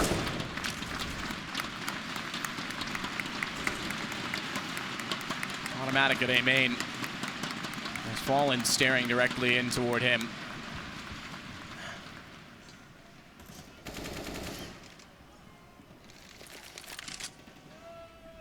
Certainly looks like with the bomb back down toward T-spawn, it'll be a split through Ivy of some variety. I would suspect a 3-1-1 onto the A site. The bomb's still down in T-spawn. Time ticking away. They're hoping they can get a pick here, but no one's finding anything whatsoever. Shroud patrolling inside. 3 at Ivy still. Automated by main entrance. Smoked out. He's starting to get some control of the opening area, but still, this is looking very good for SK, but Stewie finds the first frag, takes down one of the key scalps in the form of Coldzera. Fur's going to be found by Automatic as well. They know he pushes up to the pop dog, so he walked through the smoke. It was all Architect. It was all by design. As Fallen in with one and out with the other gives a massive lead to Cloud9. It's just Taco remaining at Old Bomb. Does manage to spray against Shroud. Gets himself up in the ladder so as not to be shot at before his feet are shown. Concedes the bomb plant, but still has something in this. 22 HP and a kit against Skadoodle's AWP with no armor. But Nothing does have the AK fully equipped. Crossfire established as well as he waits toward hell for the entrance point of Taco, and Ska goes back to get on top of the train or just wait below it. It seems he'll wait and play off of the information. Surely Taco can't win this one. Low HP. Two players to find as well. One of the hardest retakes in the game, but he's doing it. Finds the first headshot. He has a chance. No armor for Skadoodle. He has to play the time. AWP, Taco does have a kid. Spots him already. Tags him to 69. Wants to tap him out. He's got one chance that Ska bites it and goes for the push, but no chance on the time. It wasn't fast enough for Taco. Cloud9 hold on to the rounds. Decent attempt there from Taco. It was a 3 versus 1 to kick things off. He took too much damage at the start. They couldn't be super aggressive. Sure, he finds the kills and he keeps Cloud9 modest, but wasn't enough to win the round. We tie things up at 3-3. Cloud9, much slower pace around that time, Matt. Not going for the explosion towards the outer area. Biding their time, bleeding the CTs out, baiting out that utility all they can, waiting at Ivy and automatic. He was the strike man, trying to open things up towards main entrance. They get the first kill at Ivy, take down Coldzera. That's their cue to go. Bomb planted and a good round. Fallen made it interesting, and he could continue to do so, but it's Taco to find that first frag, and Fallen's pushing towards Ivy. 2 players on the other side. He's gonna hit this shot, you know him. Boom, there it is, takes out nothing. Fall back immediately. No need to extend any further. Cold's got Stewie. Things are under control. So Cloud9 pick up 2 after pistol. Back into the guns on round 6, as it were, and win it, but now they're facing a 3-round reset, so they'll be back to no money at all if Skadoodle and Automatic can't clutch this back. Bomb's still in their possession. First bypassed them. So there's a chance B actually becomes open. Taco's understanding that it is a slim possibility that that still exists and that timing could have occurred. So he's still in the B site, but Taco and Auto, they're gonna go back toward A instead. Little did they know that Fur went directly down the hall beside them as Cold shuts down Automatic. It's on to just Skadoodle. 1 versus 5, I would say. The writing is on the wall. Yeah, he's been good in clutches, but this might be a stretch too far. Gets 1 kill. That's something at least, considering the situation. But Fallen, like we said, they're so dynamic on this map. Trying to change things up, pushing through his own smoke as well. Terrace have no idea that's a possibility. Didn't even flash to begin with. He nails that shot. The smoke helps him fall back. And they take the lead once again, resetting Cloud9 fully. Remember, they won the previous round, but all 5 players went down. So Taka didn't win it, but he helps out significantly in the battle here on Train. 4-3 is the overall scoreline. And we do have a force buy from what I can see right now. Yeah, fully invested. Deagle's armor, Tech 9s, couple of smokes to work with as well. Coldzera waits patiently by the server. Bomb down in T-spawn, is trying to find that first pick. Fallen will be baiting in his teammate here. Shroud will probably jump across, or nothing will try and bait him in. Waiting for Fallen to push again, but there's the first kill. Shroud gets taken down. Shot lands. Deagles do not. Cold's getting closer out toward the Ivy position to try and get flashed in. Catches off nothing in full duration. Cold got hit by it a little bit, but still had enough vision to win the exchange. And the round, I would say, is going to follow in similar fashion as SK have full control. Or do they? Or do they? Oh my goodness, Automatic, 4 HP. Finds 2 kills. It's all for naught, perhaps, or is it? Because Skadoodle's actually gone on undetected. They put so much effort into finding the Deagle. Oh my God, Automatic! Another, and they win the round off that. You have to be kidding me. That is the most insane round a Deagle has had yet in this tournament. 4 HP and 3 kills that leave Skadoodle undetected. Just unbelievable. How has he done that? Look, that there was nothing in that round. That's a 5-on-2 with a Glock and a Deagle. He sets them up and Skadoodle knocks them down as well. He gets the final kill with the clock with 40 HP as well. How have they won that? A lifeline perhaps to Cloud9 here. 4-4. Money still available for SK, but Cloud9 finding some fortune. As we go into round 9, we're going to have a match pause. Okay, a chance to catch your breath for Cloud9 here. That makes sense. If you have a huge moment like that, someone goes unbelievably insane in terms of their performance, especially with a weapon like a Deagle. Just calm things down, take the ports, allow things to subside, the adrenaline to run away from itself. But still, oh my God, seen anything like it. So sick. Even when he got the first 2, I said it's all for highlights. Well, apparently it is a highlight, an exceptional one at that. So sick. Well, they're right back in this game now. Looked like things were going to be a bit of a problem in terms of the financial situation, but Automatic takes that alone and gives them a lot of money here as we go into round number 9. Khalil's available. First shot for Stewie.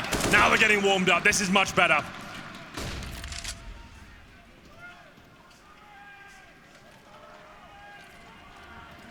Stewie's going to hold the angle at the bottom of the ladder. Bomb waits in the hallway above. For the most part, Cloud9 waits everywhere on the map.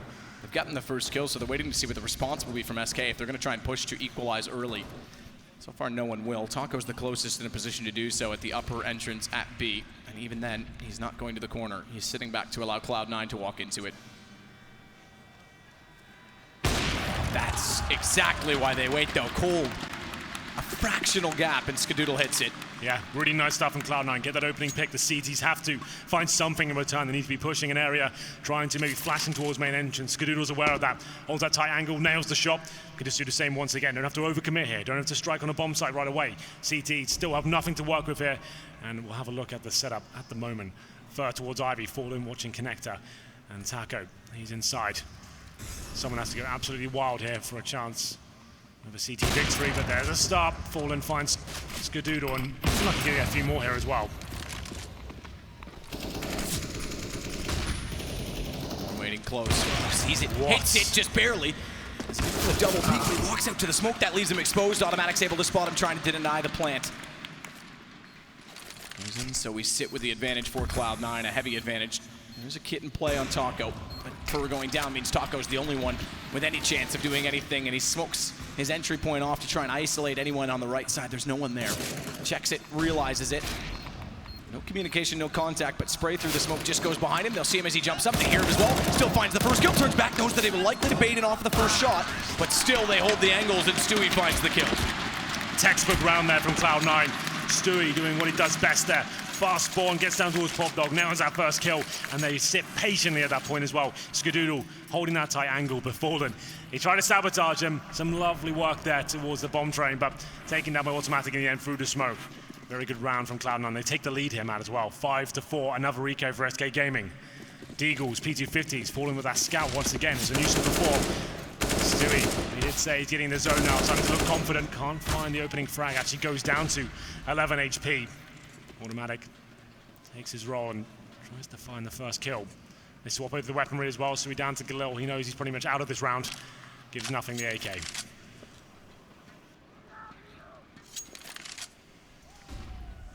So Cloud9 playing slow on the T side. Nice to see, actually. It's very disciplined. Yeah, this is what they need. Especially when you know you've broken the money down. Work out what weaponry they have. Are they stacked in a particular area? They're going to make a move at some point. They'll be flashing in and trying to find those opening frags. So let's hold up and wait. It'll be absolutely fine. Now Stewie gets the AWP. Time ticking away as we hit the 1 minute mark. Nothing holds towards Ivy. Stewie looks like he's called that the outside player will be coming in. Smokes to be deployed. Bomb on the back of Skadoodle for now. He's got the Galil. Shroud holding it up. Smokes all over. Molotovs to flush out any remaining CTs. There's one. Can't do anything about this. Down he goes. Good positioning. Skadoodle again on rifles is looking sharp. Automatic and nothing come in as well. Textbook from Cloud9. Yeah. Taco forced well and truly back toward CT spawn. Bomb goes in. And round confirmed. I think we'll call this one confirmed. I called the automatic one confirmed. Sure. Yeah, This I think one you're is. right. The attacker's the inside player. It's common that he'll find himself in huge clutch situations. We've had a couple of them already. Already brought it down to the 1v1 and couldn't defuse the bomb. But yeah, I'd say this is fair. CZ, no armor, no defuse yet, no nades. Alone with a CZ and Cloud9. They're on the T side of train. This is SK's pick and... Sorry, this is Cloud9's pick, to be fair, but... Looking very good on the T side for now. 6-4 lead in terms of the money going to the next. It'll be third stage loss bonus. I don't think we can actually buy for SK once again. They've got like maybe average just under 4K per player. With a scout saved as well, I guess that's enough to force around that. Famises, UMPs, 1 and 4, now make it 2. No kits. And this is where SK really are going to be tested at this point. A huge advantage for Cloud9. This is where they come into their own. They know they've got full control of the money situation as well. Start doing those faster plays. They won't have the incendiaries to hold you off. They certainly don't have the AWP either. So we're getting there now. Cloud9, this is looking very promising for them. Skadoodle going for that first shot outside. Doesn't spot anyone just yet. It'll be double force for SK as well. And when they have gone through with this strategy. So they're only going to get the 4th round loss bonus. So it's not like the money's perfect in the round after this either. A lot on the line then for SK. Phelps tagged already.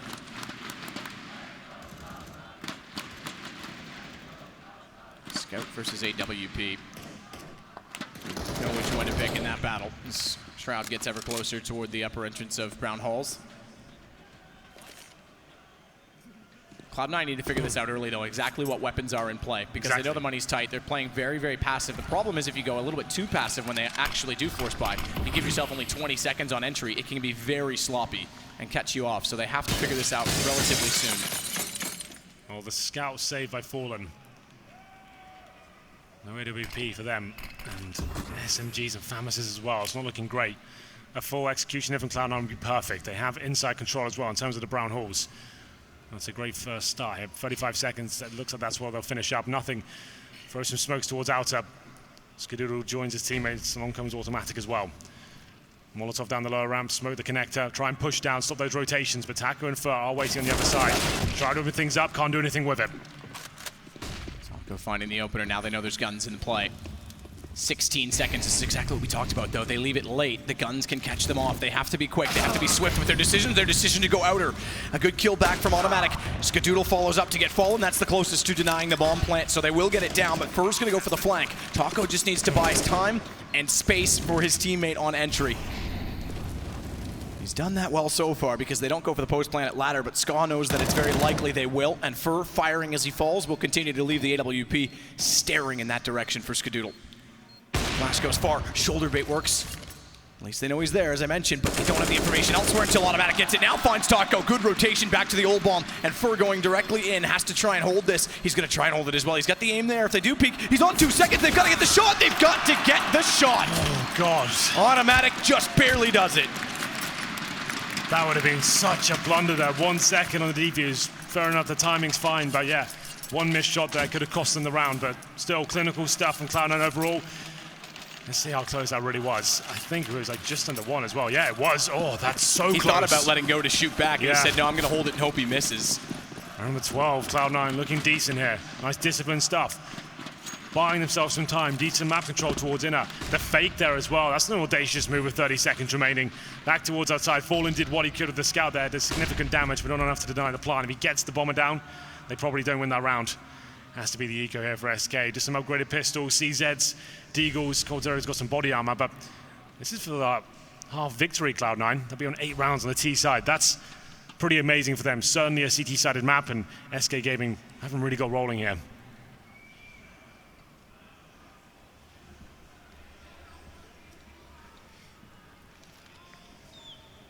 So AWP for Ska goes closer and closer to the brown halls, but Taco is on an angle that could catch out Cloud9 quite quickly. They like not to go double force, they go pistols only, so they'll have a decent buy in the next. Full buy at that, Automatic waits. Taco can find a kill on Shroud. Automatic turns his attention that way, then Phelps pushes up the ladder. There could be something in that play, but right now the attention goes to Ivy, where Stewie makes a great entrance, finds Fur. This is the kill I'm talking about. Good win for Automatic. Yeah. Leaves him on 5 HP, but it doesn't give Phelps the element of surprise to try and push in. He will go now, but they're already near the site. Rotation's going around. In fact, Stewie had nothing. He just pointed it out. They've gone down behind to cut off any CTs from the A site, and that's put them in a very good position. I will not call any further rounds done based on the last one, but I would say we're getting close to an 8-4 scoreline for Cloud9. One of my favorite strategies on this map, going down the backtracks of the outside bomb site, going through CT spawn and joining your teammates and pincering the CT's waiting on the inside bomb site. Sure, they've only got pistols, but you want to do everything you can to keep 5 players alive and guarantee that half victory. If you let that round slip away, you'd be so gutted. So there it is. Bomb will go off. It's just Phelps remaining here, saving his Deagle. Not really much he can do with this one. 3 frags for Stewie. He really is starting to warm up at this point as well. Some promising rounds on Cobblestone, but some great ones here on Train. Going to round number 13 now. In terms of the money for SK, there'll be a maximum loss bonus next round. I would say it's almost certain the double AWP setup comes into the next round. They haven't used it yet. It's possibly one of the strongest setups you can have on the CT side, and there it is. Taco picks up the AWP with Fallen as well. It's usually Coldzera, but it's kind of map dependent, I guess, form dependent as well. They have been experimenting with the idea that Taco can AWP with Fallen. Very defensive, all he plays towards the inside bomb side as well, so it makes sense that he picks it up. Coldzera a bit more flamboyant and will be trying to find the frags at Ivy, so they feel like the weakness could be towards the inner side. Taco actually goes aggressive towards the lower ramp right now. Shroud, good meek his makers. He's going to be flashing in and trying to challenge in this position. Gets hit down to 40 HP. So again, a double op setup. SK. More akin to using it. Typically we see Cold as the second AWP player, but it's Taco this time. Again, 3 pressured Ivy from Cloud9. This seems to be one of their new approaches to try and take down SK, is to really, really force them to rotate out of the outer site to cover this off. It's had decent success thus far. It's timing that makes it matter at the front of the site. Automatic. Meanwhile, bomb still down toward T-Spawn is going to go closer to the top of Pop Dog. Getting ready to throw a smoke into the site. 53 seconds though, yeah, they have to get that bomb soon. This is fine though. This is the play they've been using time and time again. It's worked out for them. 3 towards Ivy. Get those initial picks. Hope for a mistake, and it could be coming in. Skadoodle just holds the line for now. Automatic will recover the bomb. Shroud holding inside once again, trying to shut down Taco's aggressive plays. He's down at 40 HP from that initial encounter, but here comes the final commitment. I have 30 seconds. Smoke to the left-hand side, presumably coming in. No, it's going to be Skadoodle trying to get the first pick. Can't get it though. Stewie, oh, misses the entrance, bailed out by Cold. Ballin. Pinches in Cloud9 as Automatic responds. Time is numbered, 14 seconds. They have to get closer. Skadoodle's going to allow them ever so slightly, but gets tagged up from Z, and Cold trying to push back in from Old Bomb has to get covered off through the Molotov. Does he spot Shroud? Shroud may not have seen him in return. Cold gets Shroud down, bombs dropped, round over, left it too late, Cloud9. And SK find number 5. Now keep in mind, we talk about this CT side from SK. Yeah. Cloud9's already won the half, so they've given themselves a chance. Freiburg's biggest fan. That threw me off a little bit, a big banana in the crowd. We love to see that.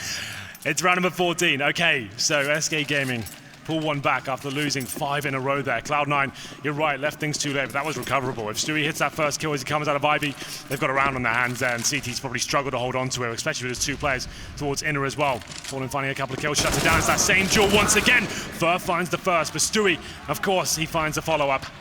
Takes himself down to 48 HP, but Taco, this is the play we like to see.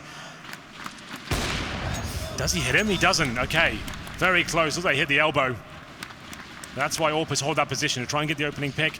Usually Molotov at the start, but he saw a bit of wiggle room there to work with. Can't find the frag. Still a 4-4 for now. Stewie looking to challenge here. Very aggressive player. Flashbang's decent, but doesn't get the AWP up. And they get punished for it.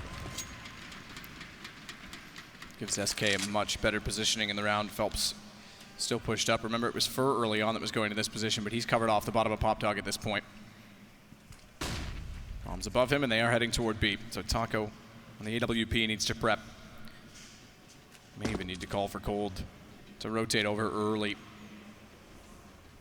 3 smokes and 3 Molotovs. If they get a fast bomb plant on this and shut down Phelps if he wants to try and flank behind them, they've got an ideal post plant set up with those Molotovs in the high ground. They'll keep 2 of them for the post plant along with the smoke. Missed shot Taco. Oh. Down they go. This could be the plant. That's what they need fast as ever. Get toward it. Automatic goes for it. That's everything. Phelps has not gone for the flank, but if they can back up to the high ground with the Molotovs, still a chance in it. They picked up an additional smoke. Skadoodle's going to throw it down far. Molotovs are out early, so they aren't going to play the high ground, the overpowered position of bouncing it. They're going to try and get in the face of SK. Nothing inches his way up. Through the smoke, finds 1. Finds 2. Oh, nearly gets to 30. He looks back to it. Good shot over the edge of the train. 2 HP. He gets away, but they know exactly where Cold is. And Cloud9's about to find number 9 again. Cold does have a kit to work with, but not a whole lot of time. And he's still so far removed that I think he's going to take himself completely out of it by backing off to CT spawn. What a play that was from nothing. Through the smoke, 2 kills. 180 to find the 3rd. He's been stepping up all tournament as well. This is how Cloud9 have got themselves in the grand final. Everyone's had their moments. Nothing, especially yesterday as Navi, looked fantastic. He's been quiet in this grand final so far, but that's a huge play. And Cloud9 go up 9-5 here. Their money is in complete turmoil for SK Gaming. It's have to be SMGs, pistols, scouts. And here's the replay, right? He gets information that could be in the smoke. The first kill's great. I don't know how he gets a second. That's fantastic. Lovely, lovely round there. That's a 4-on-3 situation. That's why you have to push down there. Utilize your smokes towards that connector. Molotov them out of position. Make them feel uncomfortable. And you're on the other side as soon as it goes down. Or maybe even before sometimes, in Nothing's case. To stop those rotations and don't even allow them to get near the bomb.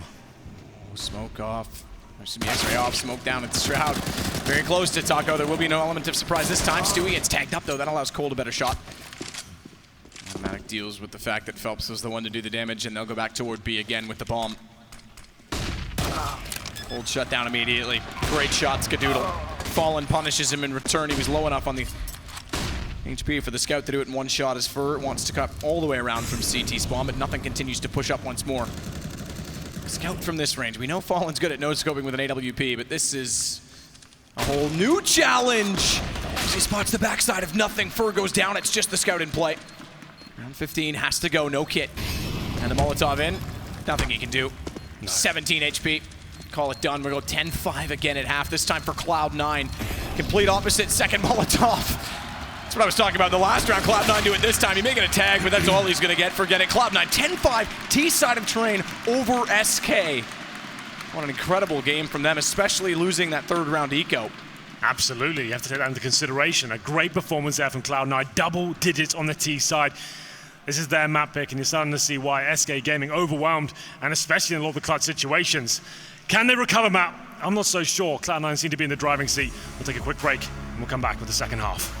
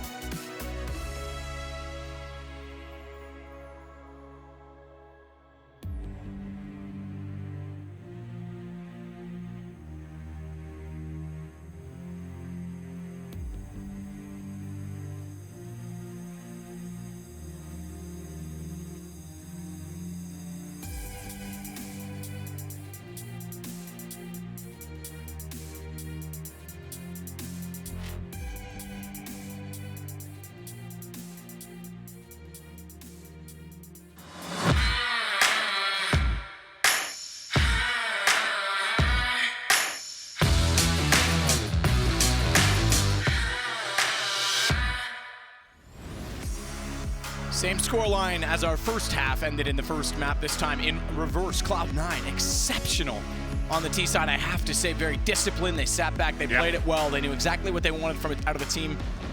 And they took down SK, who's, I think, still, even with FaZe's rise on Train, even with Astralis getting better on Train, I think is still the best CT-sided Train team we have. So impressive all the way through. We go into the second half, though, Matt. Cloud9 on the CT half now.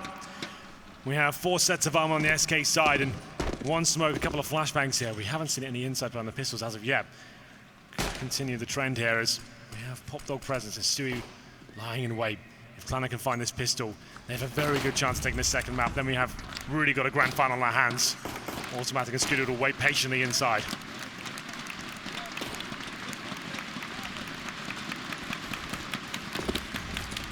for Fallen. Out toward T.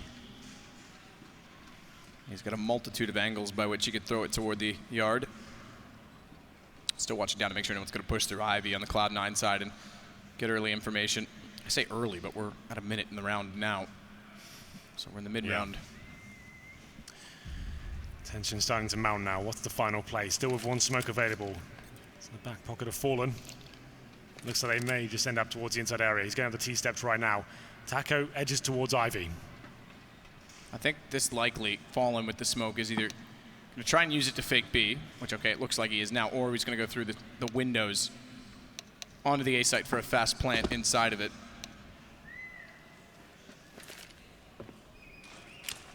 "28 seconds. So he is trying to fake the B site because bomb's going to bust out of A main. Stewie, the one that's up close. Good shot to start it off. Looks for a second, but Fur, he's able to line it up better as he pops out the other side of the E-box. Shroud from range can't do much, but they will continue to push SK back off the old bomb train. Meanwhile, though, Cold's gotten in a great position as Fur executes Skadoodle, and then excuse me, nothing, and then Skadoodle, the bomb gets planted, it's onto Shroud, it does get one back, but it's still going to be a battle because Automatic's trying to rotate back in from Z Connector. Fallen has the ladder room covered. That kill from Shroud will pull the other two back in, though, and if they can play off the information, there's a chance, but it's Shroud in the last pistol that was the hero. This time he can't do it. Fur, 5 kills, an ace to start it off. Brilliant from him. As soon as he gets that silent USP, he's looking so confident, but so did Shroud. The 1v1 with the two players with the most frags in that round. Unable to find the final kill, though, that's Shroud. It was a slow-paced round, ultimately from SK Gaming, showing presence towards inside. Ivy as well, as an outside play to finish things off, and bomb goes down. Back and forth action, but that's the pistol SK needed. It's such a resilient side. They'll never back down. And Cloud9 actually forced by in the second round as well. I'm not a huge fan of this decision. Double scouts, P250s, and Deagles with armor as well. If they win the round, it's fantastic. If they don't, they'll be chasing the financial game throughout this half. And with the lead as well, it's not like they had the pressure on them to do so. Exactly, they don't need to win this round. I'd rather have the Orbs out. I'm sure that Skadoodle is going to get that investment in there as well. He's got about $1,000 and just about bring out a glass cannon perhaps if they lose this, which is looking likely. Shroud has been dropped. Fur goes down to 31 HP, but now they can bide their time. They have the advantage.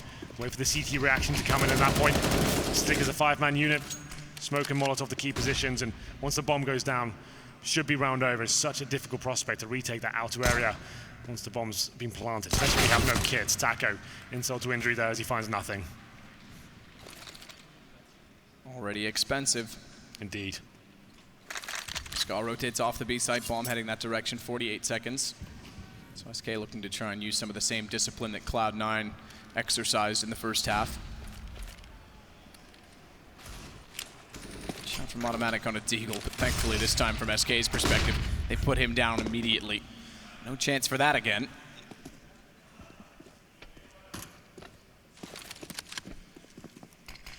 Smoke off Z, bomb to go in. One threat left close is Skadoodle, who tries to go out the exact time the bomb was wanting to be planted. Could have been costly, but they get him down. Good shot. Stewie to follow up on Taco, who was tagged so considerably, but Cold's able to climb over top of the train and make it now a second round for SK. Well, the force buy doesn't really work out for Cloud9 whatsoever. They get one kill. The investment was 2 scouts, upgraded pistols, armor as well. Didn't really get anything for it at all. 10-7. SK Gaming now up against the default pistols. Automatic brings a P250 into the equation, but that's about it. Mac 10 for Fur. Very easy round. You don't have to be as slow on these ones. You know you're up against a full eco. You can afford to be a little more cavalier. Let your star players get some fragging going, start getting their confidence up and getting the zone on the T side, especially the likes of Fur. He's looking great so far. That pistol performance there, an ace. He's going to be feeling it. Got the Mac 10 for now. Coldzera of inside control as well. Deploys a smoke. Get the 120 after seeing if they can work out if they're stacked towards the side. It's a pretty default setup, I have to say, from Cloud9. 2 players inside, 3 outer. Nothing patrolling towards Pop Dog. P2000 in hand, surely gets taken down. There it is. First kill for Coldzera. That slows. Fur once in from A main, he'll find Skadoodle. Start to swarm the site. Phelps wraps around and sees bullets firing out. The tracers from the old bomb position, and Phelps is able to capitalize on Shroud. Just Automatic left. And then we get the excitement. Then we see where this game really goes. You're right. But it will be a difficult task for Cloud9. They'll have a mixture of FAMAS's, M4s, UMPs perhaps as well. They probably just about get the glass cannon out on Skadoodle. So yeah, here we go then. This is where we'll see if Cloud9 can step up here on the CT side. 3-0 for SK. They'll be upgrading a couple of the SMGs to AK-47s. Orb comes out for Fallen as well. Double orb setup on the T side. We're seeing that more and more now on Train. It was Virtus Pro that really started this trend originally, but now a lot of the top teams giving it a go. I can't say I'm a huge fan of it, but you can see why it works in the slower paced rounds. Trying to get those opening picks, a lot of opportunities to do so on this map. Coldzera watches towards its side. Fallen. He's, of course, patrolling towards Ivy, waiting for the initial aggression from the CTs. It's a very default round here. Skadoodle is boosted up on the bomb train, though, so this is a great position to be in. Trying to see if anyone goes on that pallet position.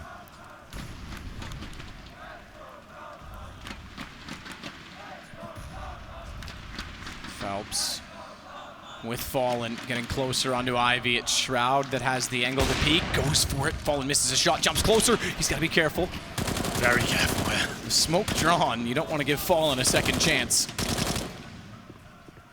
Pulls nothing away from sandwich position as well, because they were ready for the fight. They were ready for them to go all the way through and commit to that, but Fallen goes all the way back around with the bomb instead. So no kids. A couple of FAMASes there as well.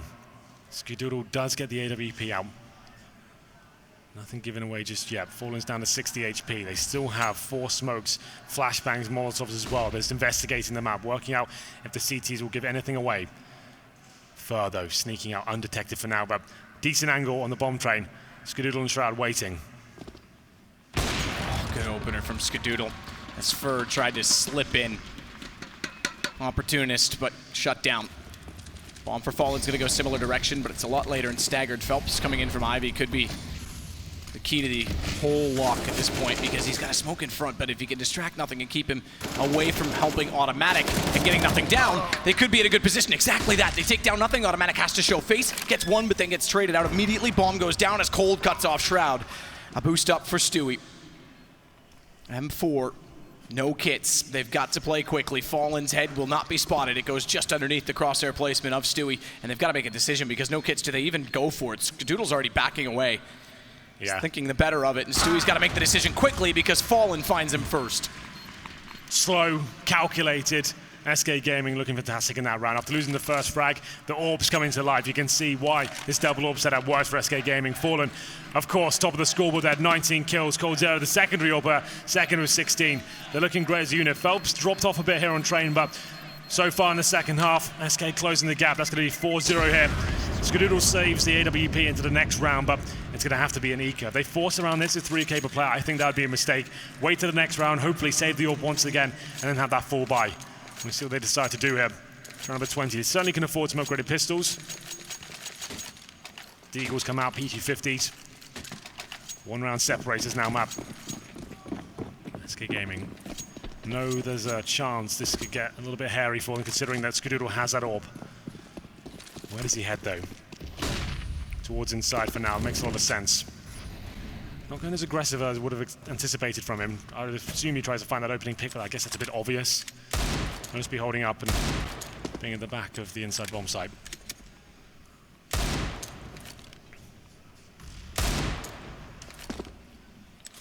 Trying to just get a little bit lucky is Automatic with the Deagle. No run boost, but Fallen will jump himself across.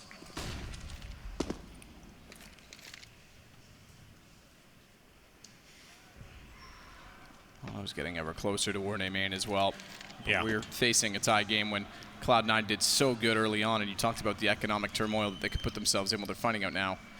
Oh yeah, well they still have a chance to win this round. Skadoodle up.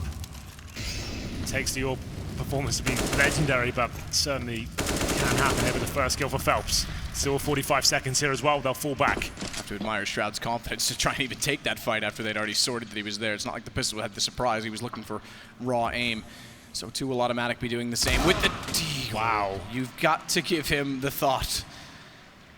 Don't let it slip your mind as Coldzera gets hit, but then takes the shot back with the AWP up close. Good entrance point. Takes over a main. Fur, 1 kill, but Fallen taken out, gives an AWP to nothing, and Skadoodle's AWP still in it. It's a double up, and nothing's used it well. He's found Taco. Round turns.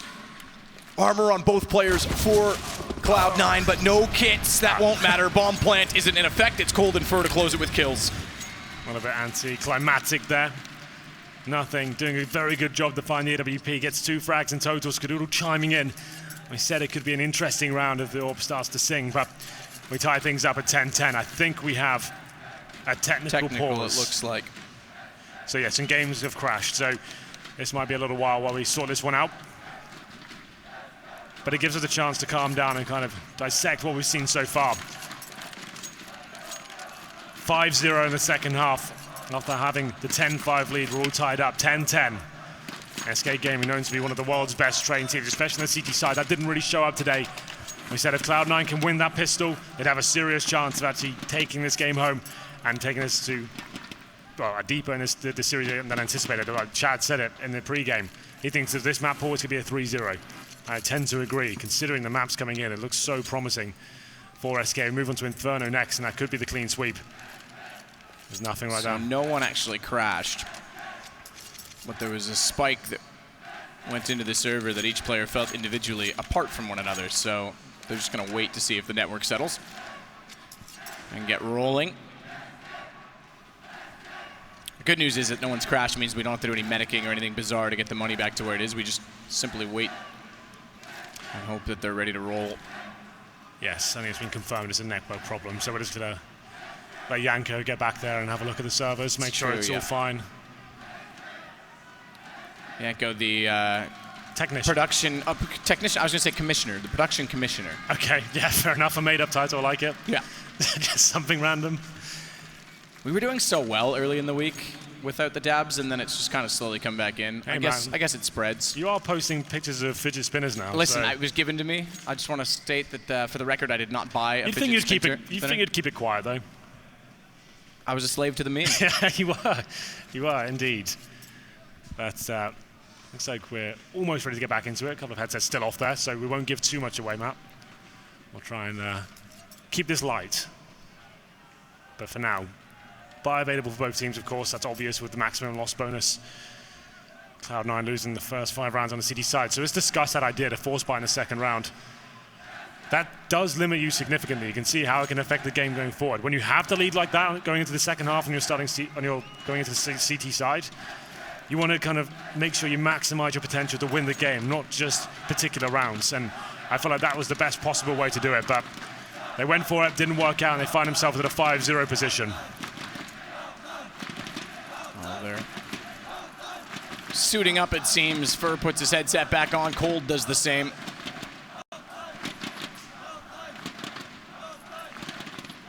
Still believing. Rightly so. Big round coming. It is a decent rivalry between the fans, I have to say. I like that it's evenly split. I like that they're willing to cheer for everybody.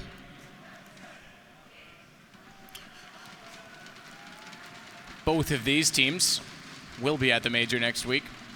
One of them a double champion, not defending champion this time, but a double champion from last year, no less. It's Astralis that's going to try and defend, hence why they weren't at this event as well. They skipped this to prep for that, but Cloud9 qualified, managed to make it through from Bucharest to Krakow, and then they'll be trying to take this form directly through. Well, Matthew, while we try and solve these technical issues, we're going to throw it to a very quick break, and we do mean that. We'll be back as soon as possible.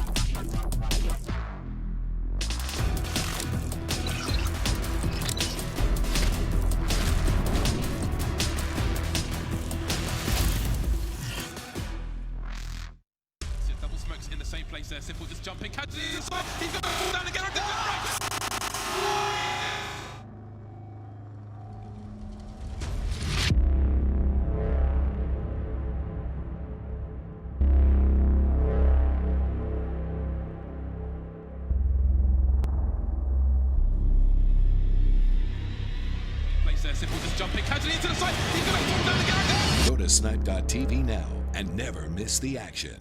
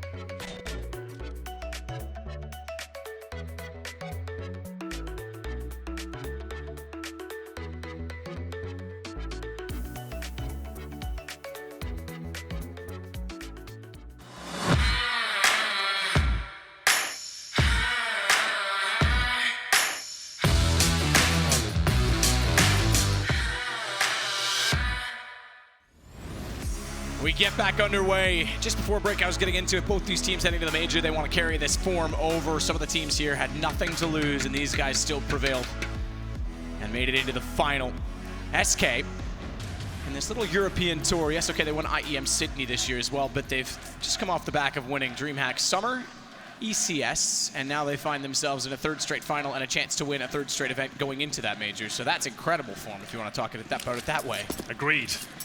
But for now, 10-10, double orb set up for Cloud9 and Automatic. Kicking things off as well, finds Coldzera, 5-on-4. A great start for round number 21 here. They've been struggling on the CT side, haven't posted a single round here, but this is a fast reaction from SK.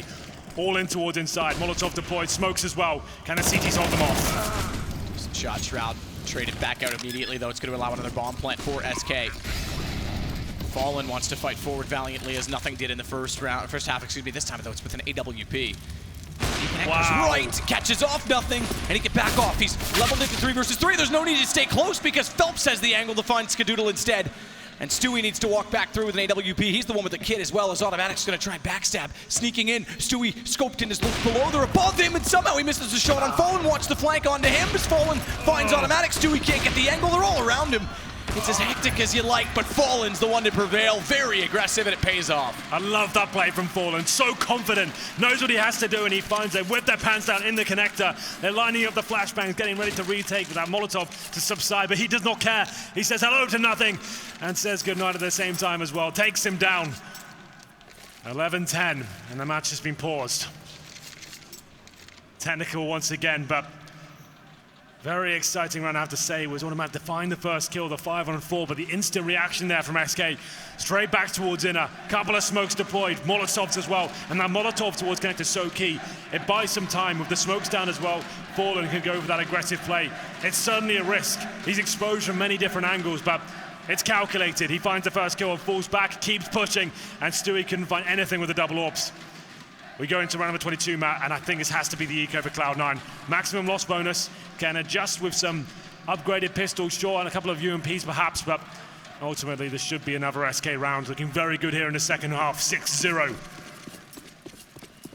So the final buy comes in. UMP for Automatic, Shroud with the Deagle, no armor. His teammate's similar situation. There is a taser for nothing. The Zeus comes out once again. He had a very famous play at DreamHack Stockholm in 2015 with the Zeus, back when it was very cheap and had a high reward. Yes. Where he killed 2 and ultimately got them through in the qualifier for Cluj-Napoca at the time. As long ago as that was, it's not the first time we've seen Cloud9 use the weapon. True. Before it was nerfed, it was appearing in almost every game. Yeah, it was certainly a problem. Taco's going to Molotov down below the ladder. That'll force them back. Quite bounce all the way to the door, but it certainly clears the immediate threat by which Cloud9 could have had.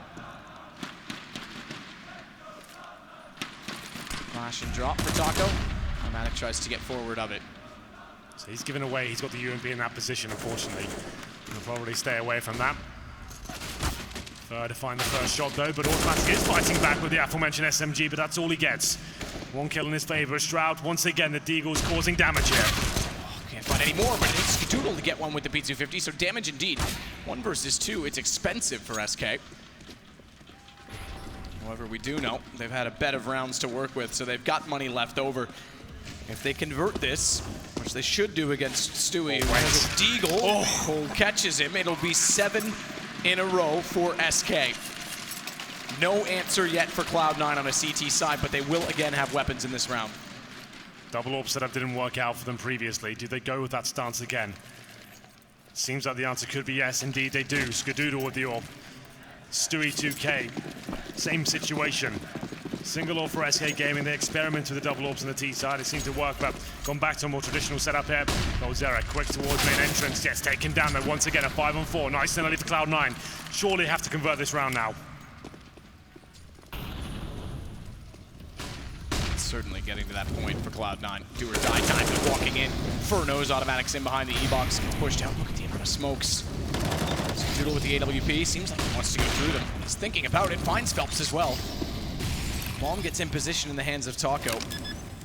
Shroud's still waiting for a flank play of anyone lurking over toward the B side of the map. He's going to rotate back into Z-Connector now. Stewie's got good movement. Hell. Actually found the kills again. Smoke's gone. Ska's able to step up. The bomb's planted, though, is what saves SK's chances. Fur's gonna play for the information, goes out early, knows nothing's pushing, no one's on the bomb yet. Fallen finds one, Smoke down, Fallen's isolated. He's gotta rotate around if he wants the bomb in his vision, and he'll let Fur go close. He goes wide, chance to find another shot toward the ladder, and Fallen finds it, no problem. Good rotations from SK to play the position that is the bomb. That was all they were focused on. Fallen, this looks unbelievable on Train right now. Every situation, it's so calculated. You can see it all coming together as positioning. Once the bomb was down, he knew what he had to do there. Stopping the players coming out of connector as well. Dropping utility on their heads. There's the final shot. There's nothing they can do there. They have to extend so much to get near him. The only player with a kid as well, Stewie, he has to find the frag. Skadoodle can't go hunting for those with his weapons. So Fallen doing everything he can to win rounds, and what a performance this is. Carrying the team right now. 25 kills, 13 deaths after 23 rounds. Tactical timeout Cloud9, unsurprisingly. Yeah, for sure. They can't do anything on the CD side. The thing is, they're finding the opening picks, Matt. Everything's going in their favor, but SK adjust themselves, and towards outside is throwing Coldzera out. He finds kills, and then Fur chiming in as well. And then that deadly play. That was a 4-on-2 situation when the bomb went down as well. It is absolutely outplayed there. SK looking phenomenal, not giving anything away. Closing sectors now. Of map number 2, we have a partial buy situation for Cloud9. Very lucky to be 14-10. Automatic once again with the UMP body armor. And pistols for his teammates. Have a few smokes to work with here, but SK more of the same. Why do you have to give anything away? No rush is required. Get the basic map control. Find picks like that.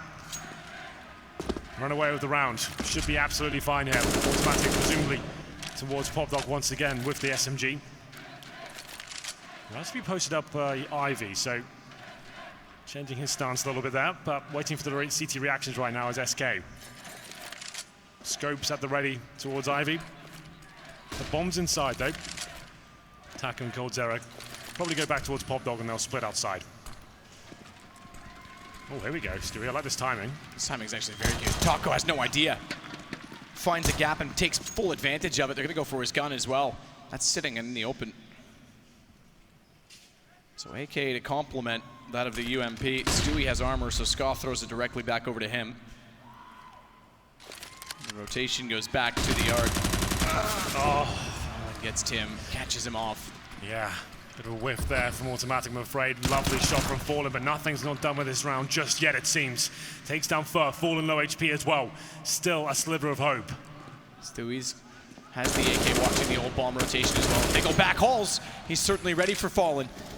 Knows that they've gone toward Hitch as well, though he needs to find his way back in the site quickly because his chance to surprise them and catch them off is gone, but he still has the shot on the rifle. He's got Phelps down and Cold left to find onto the AWP because why not? He's got 9 HP. He needs to hit the first shot anyway. Molotov to play with, but no kit. Bomb's ticking. Back to chancing a pistol. Indecision costs him. Cold's going to find it. They go 14 rounds now on the SK side. The closest they come to picking up a round in the second half, it's with the pistols and the UMPs. Opening shots from Fallen was looking great, but then the SMG does some damage. Automatic initially wounding Fallen, but Stewie, 3 kills in total, can't win the 1v1 that had to at that stage. 14-10. Money available now for the CT side. Last chance saloon. It was a 10-5 first half, remember. 9 clean rounds in a row for SK. Looking incredibly good here. We need a response now from Cloud9. We want to get excited about the second half. Default set up once again. The bombs towards inner though. With 3 players, this could be another inside execution, and we saw what happened last time. Fallen pushed up towards that connector. Stewie and Automatic waiting on the other side in the inside bomb site. No orb there. Skadoodle this time single orb set up, aggressive towards main entrance. Timing is everything. Skadoodle pulls the smoke exactly when they slow peek as well. You can hear the sound of the gray being pulled. That's when you peek, right? Absolutely. Cold walking through, catches off nothing.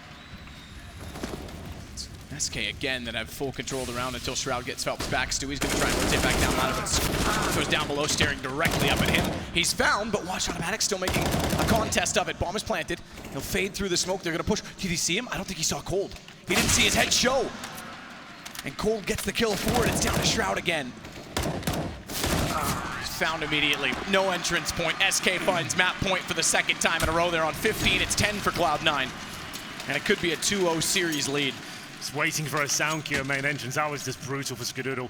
Just as he wants to fall back, feels like he's exposed, pulls that smoke out. Anyone's on a web. As soon as you pull the pin on the grenade, you can hear that. In a close proximity, they hear that and they strike straight away. It's so unlucky for him. And he has to give in at that stage in a forced buy for Cloud9. A horrible situation. Was looking so good. But CZ's, Famus's, UMPs, a couple of M4s chucked in as well. The maximum loss burners, they have a bit to work with here, but going to need 5 rounds in a row now just to get overtime. It's looking very unlikely to pick up map number 2.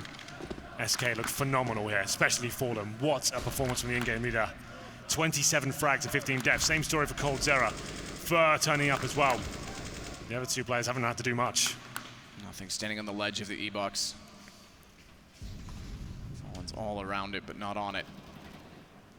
It's time for the peak. Who prevails? Nothing does. Nothing nearly gets 2 for it as well. Fur drops back inside of A main. Smoke off the ladder so that Jordan can continue to push into A main and not have to worry about being caught off from an additional angle. And he makes his way through. Smoke in the corner should be revealing in the fact that there was a Molotov there. It's only positioned so as to extinguish the Molotov, so they know he's got to be there somewhere. The problem is firing. It's going to bait Cold back in on the AK. Whoa, second Molotov. Cold has to go. He gets caught. He hits the pallet. The pallet ends up being the death of him. Good shot from Fur, but it won't be enough as they trade off and Automatic wins the duel. An absolute brawl at main entrance. Quite a messy Counter-Strike, but Cloud9 with the lead for now. They've lost 4 on 2s though. On this map, this shouldn't be one of them. Shroud solidifies their chances.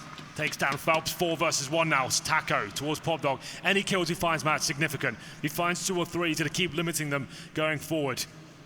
All the part for this time, and it is a decent round. Finally, something to work with here. It's going to take 4 in a row. We'll have a pause from Fallen. They've got so much to work with here, right? Money's not great right now. They've got 10 grand on Coldzera. The other guy's kind of trading behind. So they're trying to work out, is it worth buying into this one? If you just take an eco, a partial buy, get the Tech 9s out, some armor perhaps, just get the smokes down, and we'll finish the game off properly.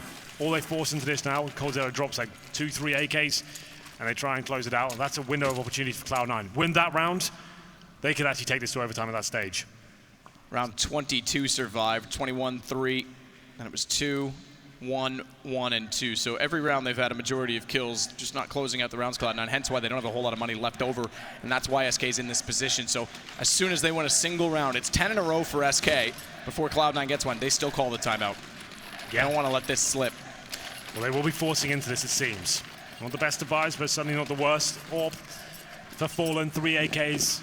It's like Caveat, the Fur has a Tech 9, but in some strategies, that's not a massive deal. It can actually be quite an interesting situation, pushing for those smokes and surprise plays with the Tech 9. Fallen looks towards upper ramp. There is a player coming in as well. That'll be Skadoodle. Surely doesn't overextend. Just holds a tight corner here. Doesn't want to hunt for that first frag. Just hoping a player walks into his crosshair, but Fallen keen for a duel. Probably knows exactly how Skadoodle likes to hold this angle. Will be pre-firing as well. Flashbang's good. Sends him packing. They do now indeed have Brownhall's control. Very impressive stuff from SK.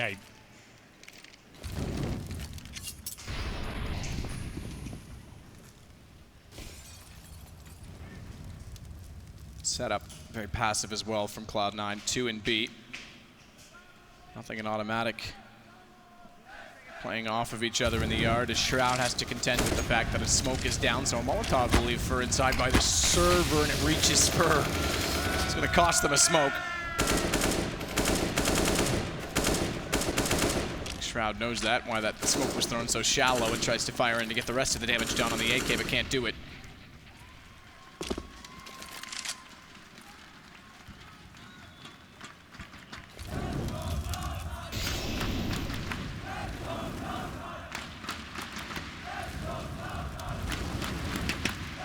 Bomb, Brown Halls, Cold, Taco, and Fallen joining them. It's going to be the wraparound that you love to see, Henry, but caught off already is Fur. Phelps is locked down, so they won't have the split in full effect. They've got to contend with a straight fight. 3 versus Stewie so far in the side of B, and Stewie and Skadoodle win it to drop the bomb for a moment as Fallen strikes back with only a single kill. He's missed grabbing the bomb, and they're pushing from both sides of him. So Phelps is locked off this. He's well removed. Fallen's got to do it all on his own, and so far that's no problem. Time is out, though. Time is gone, and he's going to go down after the time if he's not careful. Oh, shot to save. Fallen, my God. And it matters because the money is very low. He keeps the AWP, and they can still maybe think about forcing around it with Phelps' AK. They can bring out some pistols and get some utility. I said that's the key round. The fact they decided to force into it cost them absolutely everything. They could have taken an eco there and had the full buy. They were clutching at straws. Sure, they had the AWP, they were lacking utility. One player on the Tech-9 as well. But you're right, the fact Fallen stays alive here and limits Cloud9, he's got the AWP for the next round. Stellar performance, even though they don't win the round. The fact he stays alive there is fantastic. So they will force around this. A chance now for Cloud9. The buys are going to be poor from now on for SK. 1 AK-47, 1 Desert Eagle, 2 Tech-9s, and of course Fallen stayed AWP. He's hit the 30 bomb, just to know as well. 31 kills, 16 deaths. They will take the tactical timeout, and why not? It's crunch time right now, and Cloud9 trying to evaluate their situation. Stewie with the UMP, nothing down to a famous, so they're hardly comfortable as well. That's why we're seeing this force fight coming from SK Gaming. They know they have Cloud9 on the ropes. And is this the Astralis style call? When you just say go as fast as you can, they buy the utility. They've got the 2 guns brought over. It's Tech-9 and Deagle to go along with it, and it seems fast enough. Fallen's already down Pop Dog with an AWP scoped in, ready to take a fight. Smoke goes in front of him, though. He's not going to be able to do anything with it. And this will slow the play, at least for now.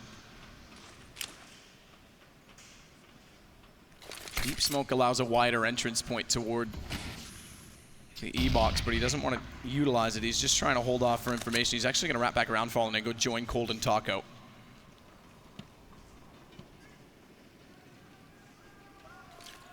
It's not a matter of if they go quickly, it's when they go quickly. Yeah, setting themselves up. Look at the Ivy control as well. The T's are out, trying to get that first pick. If they find an opening, that could be it. Just 1 kill to get them started. Sandwich control to push back the CTs. That's the name of the game. Fallen hits 2 on the AWP. It's carried over and Cold follows it with a Deagle. Fallen's got a 3rd, and this is how you do it. That's how you win it. Tactics all the way through for SK, and they go 16-12 against Cloud9. Clinical performance from SK Gaming. Cloud9 blown out of the water there in the second half. The T-side performance was just amazing. That last round has summarized it all. You can see exactly how the tactic builds up. Get that map control coming in. Build yourself up into the round. Get that opening pick. That's your cue to go. And everyone hit their shots. The Deagles, the AKs, the Orbs. Fallen. One of the best performances of the tournament so far, hitting every single shot of the AWP. Fantastic work by him. And it's 2-0 to SK Gaming. Inferno is next map. 11-2 the run they had on the T side. We said that their CT looked weaker than normal. Maybe Cloud9 had a chance. Apparently not. No. SK batter them, and Cloud9 missed an opportunity. You have to say, as we go to Inferno, you mentioned it, that's a very tough order. Both teams are decent on it. SK maybe not as good as they were on the previous iteration, but they're definitely still a force to be reckoned with. Well, 2-0 is the scoreline. Cloud9, I'm not sure they have anything left in the tank. That was their chance to get into this series, and they let it slip by. We're going to take a break ourselves and throw it over to the analysts. Alex, I hope you're enjoying the show. The Pay Safeguard post-match breakdown. Who could not be enjoying the show, Henry? It's been an absolute spectacle. SK are just flexing on the North American side, and already we are starting to see glimmers of what Chad mentioned. They're playing better than when they won the majors. They are looking terrifying at times, and joining me, of course, alongside Chad is, of course, the Enko/YNK. Gents, Henry ended that with a note saying this was their chance into the series. Chad, you've already thrown some seeds of doubt surrounding the veto into this series as a best of 5. Has this kind of confirmed your fears? 10-5 up. I was very surprised with the first half. I thought, hey, they have a really good game plan. It's worked here. We saw the 2v5 with the Glock and the Deagle, which was just absolutely insane from Automatic and Skadoodle. You never see it. That never happens, right? That kind of stuff. Someone getting 2 Glock kills. Like, put a percentage on it. Like, what, 1? Yeah, 1 works. 1% works. You know, this is the round. The fact that, you know, they were able to put up such a good half and then not able to close it out in the second and have a good showing on what should be considered the easier side is probably the more disappointing thing here. But that just shows SK as a team, they're always in it. They're always fighting back. Keep your eyes on Automatic. 4 HP. 2v5, mate. Look at Skadoodle's HP. Unwinnable. It's unwinnable. We stopped talking about the round when you're casting. Look at his HP while he's getting all these kills.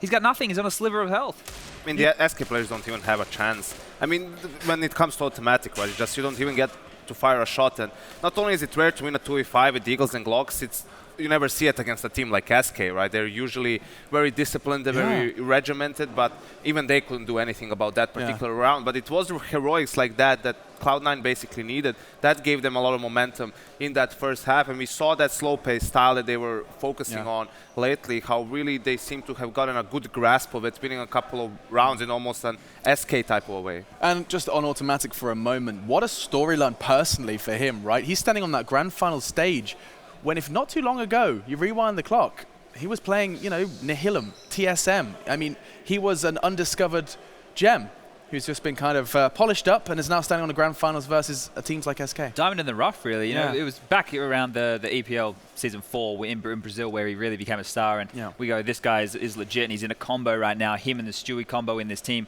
were what we thought was going to drive this team forward, right? The problem has been there was a lot of criticism towards Shroud and Skadoodle. You know, nothing is there. We said he's the glue of the team. He kind of makes sense in that big picture, and replacements had to come in. But when every piece of the puzzle is clicking like they should, you have an amazing squad right now. They're just obviously going up against SK. This is super promising because now they're playing a better brand of Counter-Strike, right? So going forward for Cloud9, it looks like they're going to be, you know, up there for the #1 team in North America. Absolutely. Now, talking of better brand of Counter-Strike, is there something that you want to tell us straight that perhaps would echo that point? Yeah, we were talking about SK's aggression and how Fur in particular is a very aggressive player, and they let him be aggressive because even if he dies, he gets a lot of information for the team. So this is an example of exactly that. In the second half, when they were on the T side, you can see that Fur is by himself pretty much outside on yard, while the rest of his team is set up 2 towards T main. Taco is watching for maybe a pop dog push, and Phelps is in Ivy. But because of Fur's forward position, he realizes that this whole area is probably clear.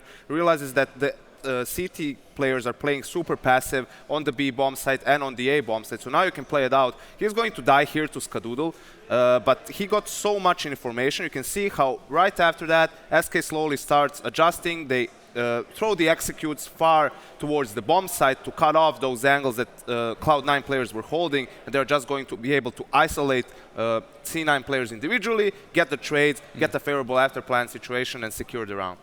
And I mean, you know, on the topic of what some of the players are capable of in rounds like that, Fallen as well, you know, is someone that you want to discuss. That round, I know what you're thinking. The round where he pushed towards Connector, and I think it was you or somebody in that green room just saying, how many AWPers in the world would have made a decision like that? See, this is the thing with Fallen, right? He knows that the decision, like in those situations, is a play that has to be made. In terms of fundamentals, it's probably not the right decision that should be made, but he does it time and time again. I have so many memories in my head, low ramp on train, of him jumping down, getting those ult frags. There was another one on Case, retaking the B bomb site, and he's doing things that he knows he shouldn't. And I remember reading somewhere or hearing from him that he joked and said, hey guys, I did something stupid. But it worked. So, you know, it's crazy that he's such a playmaker, and that combat AWP tag has never been more fitting than right now. I mean, yeah, even saving that AWP, it was glorious to watch. Yeah, talk about a difficult scenario for Cloud9. First map, the best player in the world last year has an amazing game. Map number 2, the second best player in the world has an amazing game against you. And the thing is, like, when that happens, there's not really much you can do because, like, Fallen, if he's on form like this on a map like Train, just shuts everything down. You know, if you try to plan specifically against him, well, that's not optimal for what SK is doing as a team. So Cloud9 did try to adjust in that second half, you know, with some aggression. But even when they would get an opening, you know, they get the kill on Coldzera, perhaps in Ivy, still Fallen with some amazing kills once they actually start executing, brings the round back. So so hard to find a way out for Cloud9 in this series. So to summarize, Train, you're playing against the world's best team.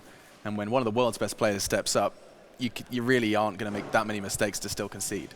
Yeah, like, and when it's you already have the 10-5 half, and you have to look back at that first half where they did win pistol, but then they got eco'd on the third, which is normally where you never want to get eco'd, right? Sure. When they force fire on the second, and you win that round, the third should almost be free. But then they got eco'd on the third, Coldzera with those 2 huge Deagle shots towards the high ramp. That, for right there, it could have been an 11-4 half. You know, I don't really want to live in the world of ifs and buts, but with I'd live in the world of buts. Yeah, me too. These tiny little mistakes that happen, you know, it could have been an 11-4 half. If it was an 11-4 half going forward, you feel that's a lot more manageable. You win the pistol, you know, 1 gun round, 2 gun rounds, done. You know, in this situation, it was just, Cloud9 didn't have enough. Not enough in the tank for the second map, but it is going to have to bringing the heat on Inferno in order to keep the North Americans in this grand final. For now, we will take a quick break. Chance for the guys in the Lanxess to grab themselves a beverage and sit back, relax, because when we come back, more fantastic world-class Counter-Strike will be coming from Cologne. Do not go anywhere.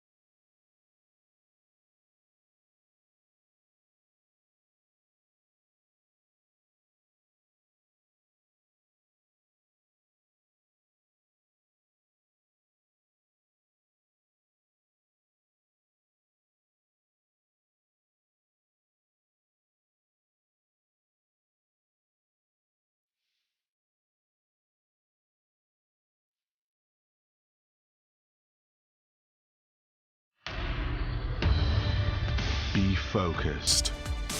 Be uncompromising. Be the best and never hold out.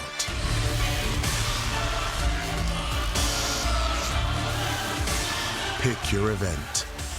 Place your bet. No matter who you are or what you're here for, it's our passion that unites us. Betway, for the love of the game.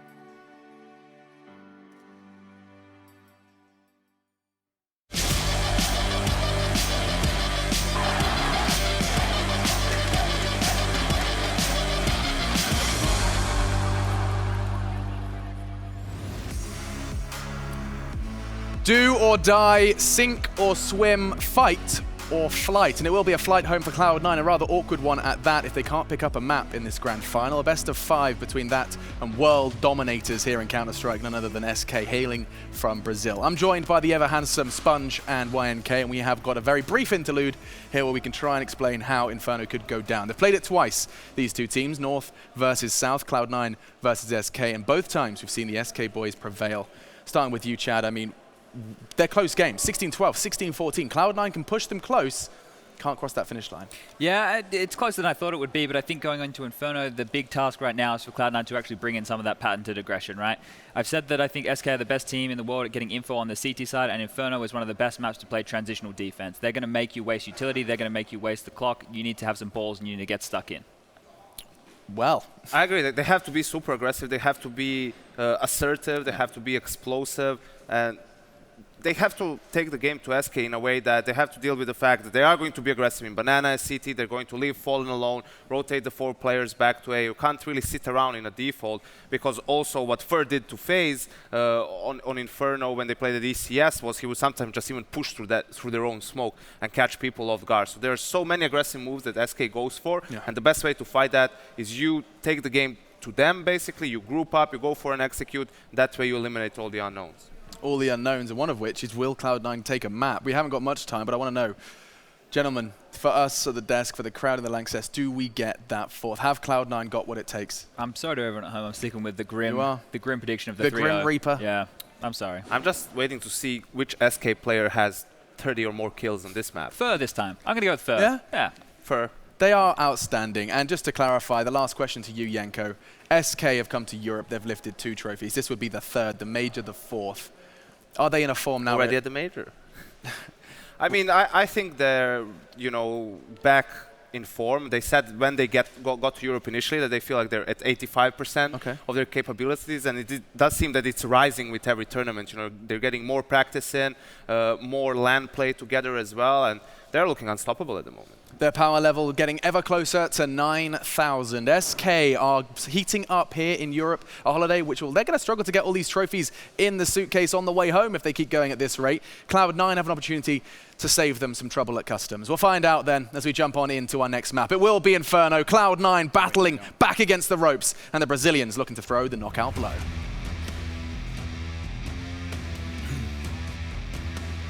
The knockout blow, indeed. It would be devastating to Cloud9 to go down 0-3. Again, they've been on form. The scorelines haven't told all of the stories. It has been a battle in various situations. We've seen some very unorthodox round wins, pistols galore in situations when there was really no chance, but now it's Inferno, and it's Cloud9 starting out on the CT side. A fast start to the pistol as well. Taco flashed off, already wants Banana. They're already going to contest. The odds get more and more one-sided, and perhaps there's a reason for it as SK takes another advantage. The Betway odds now 1-7 as Taco works his way to the site.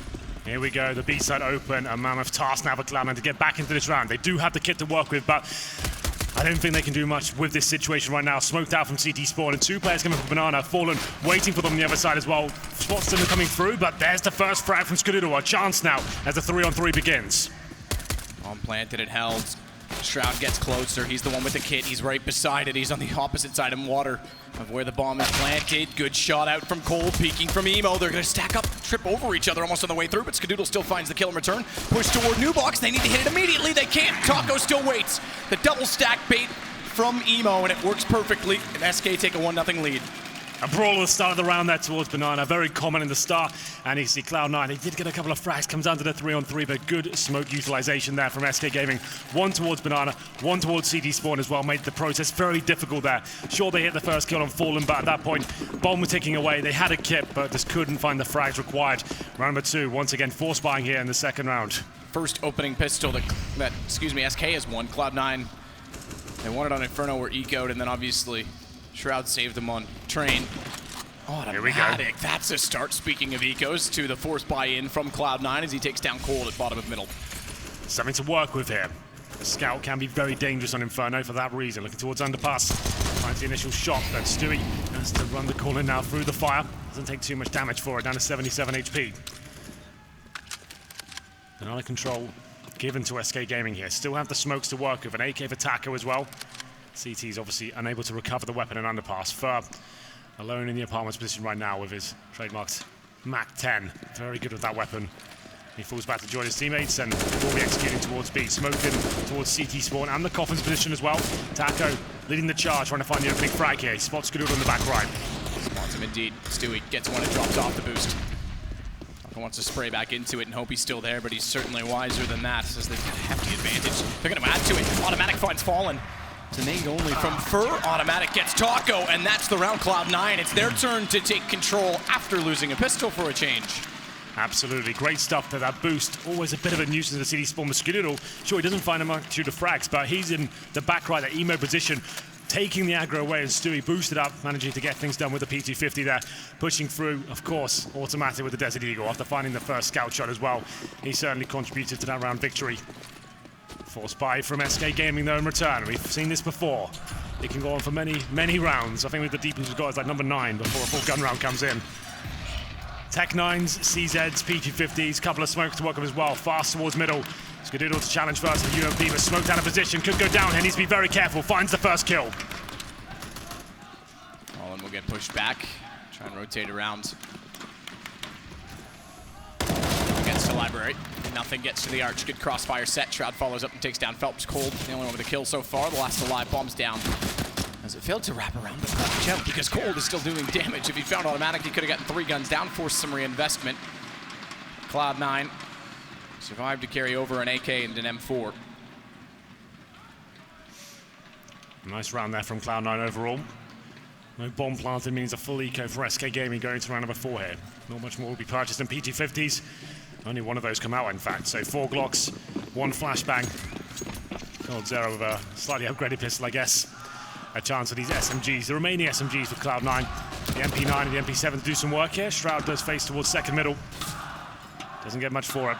Spots a few players there, that's about it. But Cloud9, I was about to say, if you are just joining us, the current scoreline is 2-0 to SK Gaming in his best of 5. Lose this map and that's it. SK are your ESL Cologne champion. Fighting back. A decent start here after losing the pistols. Oh, automatic. That movement speed so decreased by the fact that he was being tagged.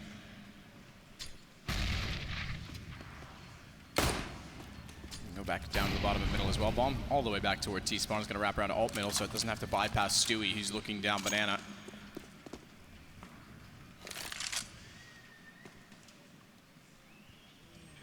They're passive, or they're slow from SK. If they can get a bomb plant, it'd be miraculous at this point even. Especially if they go over toward the A site, which is where 3 of the 4 players for Cloud9 have put themselves in based on Stewie being inside of Banana, having the control of it. Nothing therefore can watch off toward the archway. Certainly anticipating the arrival of SK soon. Oh no, it's happening. SK Gaming with just Glocks and P250s are making these kills happen again and again. Another Glock headshot. Shroud goes down with nothing. Now it's a 3-on-2. They've recovered some weaponry as well. MP7 and MP9, but nothing fighting back. Should be able to recover this. Needs to hold on with the M4. They've yet to pick up a rifle inside of the site. It's still Fur that has the MP9. Getting closer to the crossfire, but head shows. Nothing's done very well. There's 3 kills for him in the round before he goes down to Cold, who's got it into a 1-on-1, but Stewie's not playing that game. Cloud9 get number 3. Way too close. Bomb plant does happen as well. We said that would be miraculous in itself. The round comes extremely close. The bomb plant is going to put them in a position of power and the fact that they can buy anything they'd like. Just about get away with it. There comes down to the 1v1 with Coldzera. And after his previous performance, you think he probably wins that, but that's 1 P250, 4 Glocks. No utility. Bring it down to the 1v1, the bomb planted as well. I didn't think they'd even get 1 frag in that round, but SK Gaming sending out a clear message to Cloud9. They've got to stay on their toes here. Orbs coming out for the first time. Falling on the T side. Don't usually see it come out this early, but wants to challenge Skadoodle. Looking towards top and middle for now. Hoping to find the first engagement. Bit of a gap in that smoke from the CT side. But it does allow Skadoodle to get a bit closer and try and find the first pick. Something fired off. He suspects a player could be towards logs. Not yet. Boosted up on the wall. If he can get established in this position as well, his teammate Stewie can fall back and leave him in this position. Certainly viable, means they strengthen the defense on the A side of the map. This won't deter Skadoodle's position whatsoever.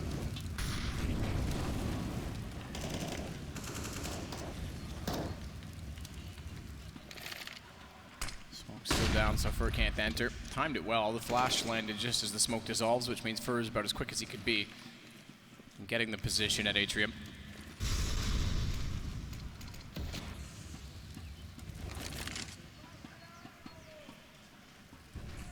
So Diggity, Apartments. It's going to be a fast push to try and overwhelm pit position. Automatic therefore on the balcony. Shroud's going to go underneath and allow them to have the lane. Therefore wants to play the crossfire off of nothing rather than off of Shroud, or off of automatic. So positioning's key, but it's a wraparound of the arch instead. Nothing goes out. Good time flash. Nearly sprays two, but Fallen actually gets the shot of return. I think even did team damage onto Fur in doing so. They'll pick up the bomb and continue their way to the site. Shroud now has to anchor the position. Can't, but does bait automatic back in, who's worked down the hallway. They'll set a crossfire as well onto Taco, who gets much, much closer. He's down to 13 HP, but good find by Fallen, who went back the other direction to hold off top middle and caught the rotation from B quite quickly. Bomb planted. It's held by Taco and Fallen, who's got to get closer because the AWP won't work if it can't be inside of the site. All they have to do is hit Taco, hold the defuse, hold it, and Fallen knows it. He's going to have to give it up and bail away. Great work there. Skadoodle very confident, I have to say. They got the information the remaining team players are, both at quad, and with the poor plant there as well. So much pressure applied from automatic especially. I think he only gets 1 kill in total, but he's just there denying the default plan and making sure they're uncomfortable throughout. Fallen, great shots there with the AWP. Amazing work on Train, and seems to be continuing that form as we get into round number 6 here, but Cloud9 with a decent start now. Managing to negate the force buys just about. Even the full ecos came down to the 1v1s, but establishing themselves financially to be round number 6. Still, SK saving the AWP, can just about buy into this. 4 AKs, lacking utility, but we'll see what they can bring to the table here. Fallen towards top and middle, smoked out for now, fires off 1 shot. Takes a little bit of damage for it, but repositions towards the boiler room. Aside. Cloud9 needs to be unrelenting. Run on fumes by the end of this. Put everything they have on the line.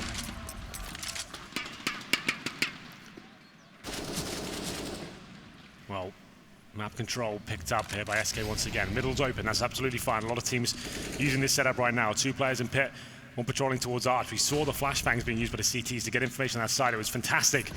And nothing. He got 1 frag. Was hoping to get 2 or 3, but shut down with the full AWP. Made it a very intense round. Good smoke at this point as well. The 45-second mark, deploying it there. Buys a bit more time, and they can focus towards quad and apartments here.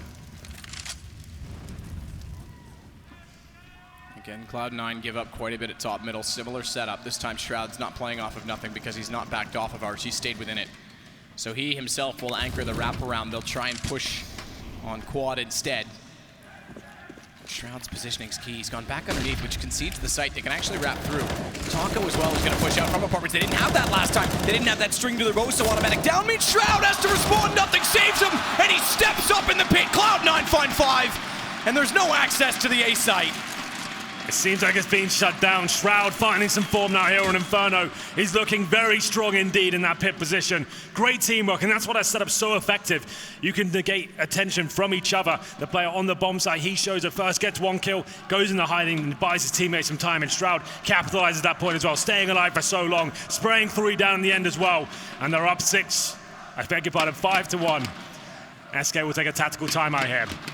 If there's any position on a map you could name after Shroud, it's the pit on Inferno, and he shows why twice in a row. Yeah.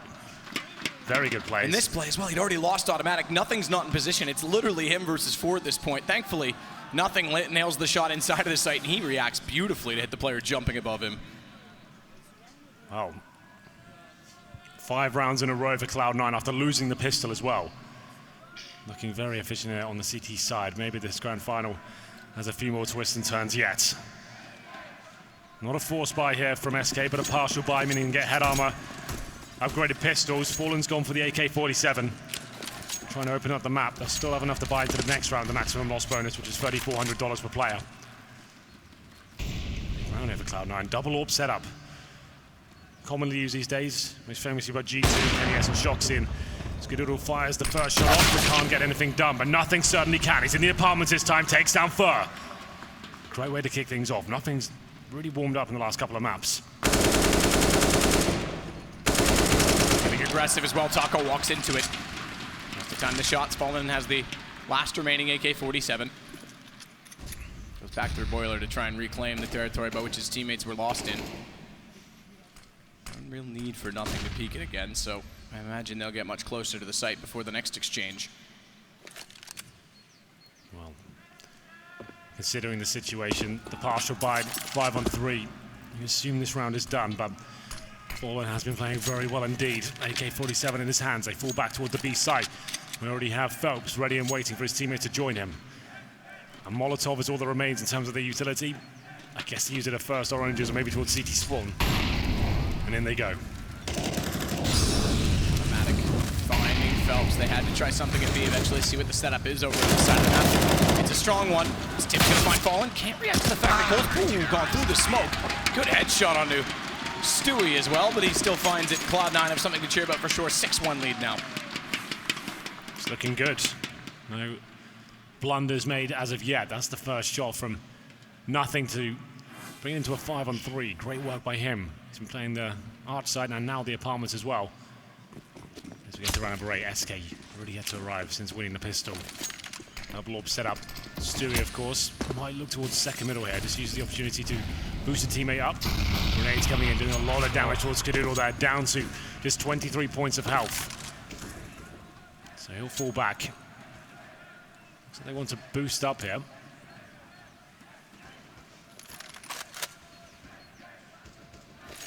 Second oranges means that they'll likely play very passive in both positions, both of the members in the site.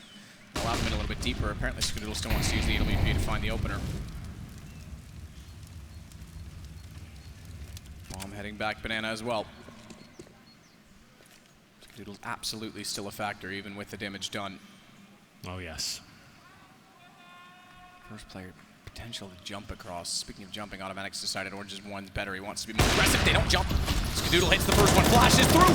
Automatic's able to dodge the flash, and he's done a heck of a lot of damage. Down goes 2 more. Skadoodle's low. Oh, they can't even find him with the spray. As he gets Coldzera, that's his second, despite being so low early on from the nade strike. Bomb plant's all Fur can hope for.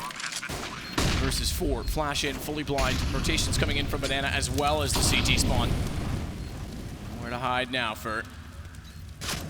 Already spotted. Shot comes in from Banana, realizes it, and walking through CT. Nothing gets the kill. 7 rounds, Cloud9 in a row at that. Yeah, it's looking fantastic, I have to say. Really good adjustment there. We saw the triple grenades towards the corner at the start, towards that banana area. It takes Skadoodle down to low HP. He knows he can't be aggressive anymore, has to change up the setup. He goes towards Coffins, his teammate Automatic as well. There, fighting with him. He's boosted up on first oranges. I like that adjustment, as you pointed out. The fact is, if Skadoodle hits the first shot, he can fall back and take all the aggro away. They're going to be so focused trying to shut down the AWPer. It lines up for Automatic. Gets 2 big frags, stays alive as well. Fur gets the bomb down, so he keeps the dream alive in terms of the buys keep coming in. They can buy 5 AKs with the $3,400 with 800 on top of the bomb plant, but still not looking too great on the T side. But Cloud9, they're looking phenomenal. Oh, he actually hit him through the wall, Skadoodle. He did. Stewie is therefore easily able to take him down. This is going to give them control of Banana. Now what's the call on it? Because they might anticipate that Stewie has pushed. We would have seen him going by after he got the kill. They can't exactly abandon him. Skadoodle thinks of it, but Automatic's still holding on to the archway with the advantage. In fact, so they need to overcommit. They don't know that he's there. I would have thought they would have at least considered the angle as Stewie pops out to catch Fallen off. Nice change of pace here, but Coldzera looking to fight back, goes through the smoke, gives up the bomb. That looked like it was almost for free. He had to make something happen, but now that should be round over. 4-on-2 with Taco and Fur. Desperately trying to recover this situation. That's a decent start, though. Taco brings it into at least a realistic situation now. Look at Stewie. Not only does he read that Taco is going to push in behind the smoke and changes his angle, he's pushed all the way down to wrap around. Skadoodle's got bottom of Banana covered off, so the bomb's dropped and they're about to get pinched without even knowing it. We'll have no idea that they're this close. Stewie finds one, doesn't go for any more. And as Taco looks back that direction, he'll have no clue. Skadoodle is in the stairwell. Really good setup from Cloud9. This is lovely. Dynamic Counter-Strike at its best right now. They've been very slow, very passive so far on the CT side. Having those setups on the A-bomb, so not giving up mid-control completely. This time they change it up. Shooting down, the wall bang comes in for Skadoodle, then Stewie pushing down, finding frags. And like he said, coming through C-Sport as well, managing to pincer them in just as it looked like they might get back into the round. Shutting it down across the board. Now we're starting to see Cloud9 there. It's worthy of this grand final, managing to run away with this first half. they can pick up this map. SK Gaming might be in for a rough series here. It looked like the 3-0 was actually very promising, but not so much an Inferno so far. I think at this point as well, the bomb has not gone down, so they will have to take an eco, have another partial buy, presumably. It can be dangerous in these rounds, but what's the final buy? Scouts, Tech9, CZs. There's a Deagle for Taco as well. They have one smoke and a Molotov to work with. Quick look at the scoreboard while we're here as well. 2 for 8 for Phelps, and at the top is Coldzera. No one really running away in terms of performance on the T side. Automatic, there were 11 kills. Stewie not far behind, along with nothing.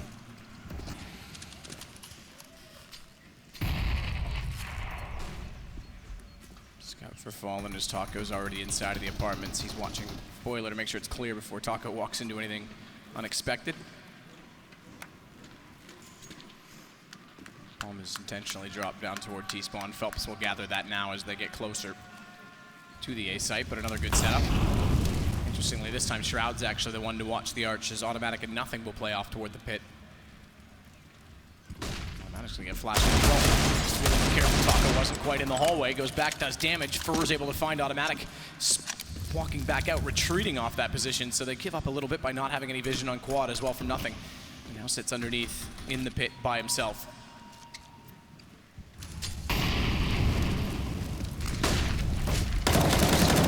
Territory, that'll work! That'll work indeed. The flash is through, no ammo, but they know where Fallen is and they strike. They're not sitting back, Cloud9. They're taking fights. Absolutely are. That was great work. It was a departure buy from SK, but every round counts at this point. Cloud9 are battling back here in this best of 5. Money's fantastic for them. We have 10K for Stewie, and same story for Skadoodle as well. So money for days, a few rounds in the bag in that respect.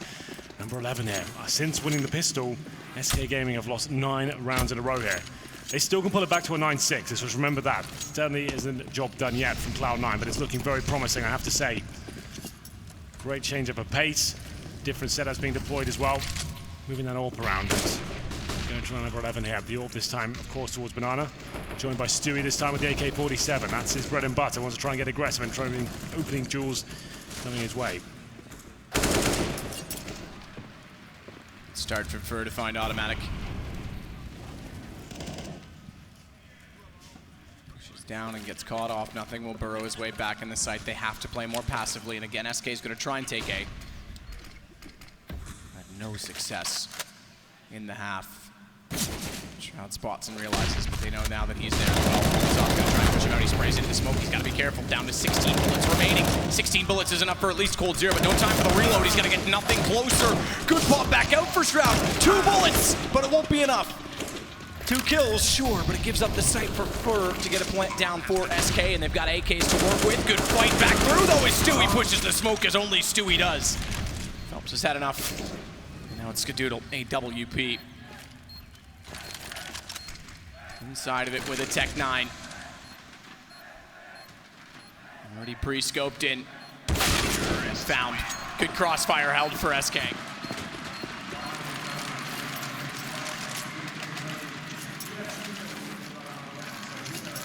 Game so far, Shroud almost was the savior for Cloud9 once again. In the pit position once more. Manages to take down Coldzera, and like you said, 2 bullets. He knew it as well. He tried to take a calculated risk and get 2 shots into the head there to find the first frag. Couldn't quite find that, but still not out of the woods just yet. Sure, SK post around, but this is heavy reset potential here. Another close round. Cloud9 money for days, and Banana is where we go once again. Molotov's doing a lot of damage here at the start. Tripped over each other and took a lot of damage. Flash timing. I thought the shot might come through. It might fall and just fire into it, but Phelps does well. And they win it out. He's cleared B, so they're going to go fast. Smoke already down on CT. Bombs back toward T-spawn, however, and the push up from Nothing. The fact that they have Banana on the site has no consequence if Nothing can find the kill, and he's positioned so well. This is it. Bomb down. Absolutely. Thank you very much. Thank you very, very much. The rotation has to come back around from Fur to find Shroud. He's done that at the very least, but they have to retreat from the position inside of the site and reclaim the territory later, so it doesn't even matter they got it. It's up to Nothing now. That bomb goes down, that's a lifeline, but the smoke, that does not help the situation whatsoever. Hoping that a terrorist rotates to its crosshair here. This should be recovered at this point for SK. We can see a player coming all the way through second middle potentially here as well. That's going to be Fur. Plenty of time to work with. Wants to see if he can get that kill first before they try and make the next move. They've picked up the bomb as well. Now it's up to Skadoodle. We do have a smoke for CT spawn, so SK still looking pretty healthy in this situation. Bomb not making its final commitment just yet. They're waiting to see if Ver can get this kill. Looks like he certainly can, just about. Down to 17 points of health. It was a great play by Nothing, but eventually SK just too calm and managed to flush him out. And we go into the 3 versus 1. It looks like Skadoodle just backs out of this round, wants to save the AWP. The interesting thing is, yeah, even though they had the 9 rounds in a row, they lose 1, and following on the second, they're going to be very low on income, so it's been closely fought. As Skadoodle saves the AWP, but SK is going to find round number 3 in a little bit of momentum. They're still fighting the economy themselves, however. Yeah. But this certainly helps. It was a great play from Nothing, but not quite enough, I'm afraid. Skadoodle 6 and 5 right now. Can't do anything about that. That's a correct decision to make as well. He got smoked out of Banana. He knows once that bomb goes down, it's going to be too difficult. That triangle setup will be deployed by SK Gaming. He might get 1 kill. There's no way he's going to be defusing the bomb. So saves the money. He's still got 3K. He can drop an M4 for sure next round, save his AWP. And they'll still be able to buy around this. It won't be the most amazing buy, but they can get the M4s out. Famouses perhaps. Maybe one player on a 5-7 or a UMP. We'll see what they decide to go with. There it is. SK Gaming getting back into this now after going down 9-1. Scoreline sits at 9-3. Brawl once again. Phelps, he's having a bit of a monster game so far, I think, but last few rounds, I think he's got 5 kills in total at a very slow start. There's the frag charts for you right now.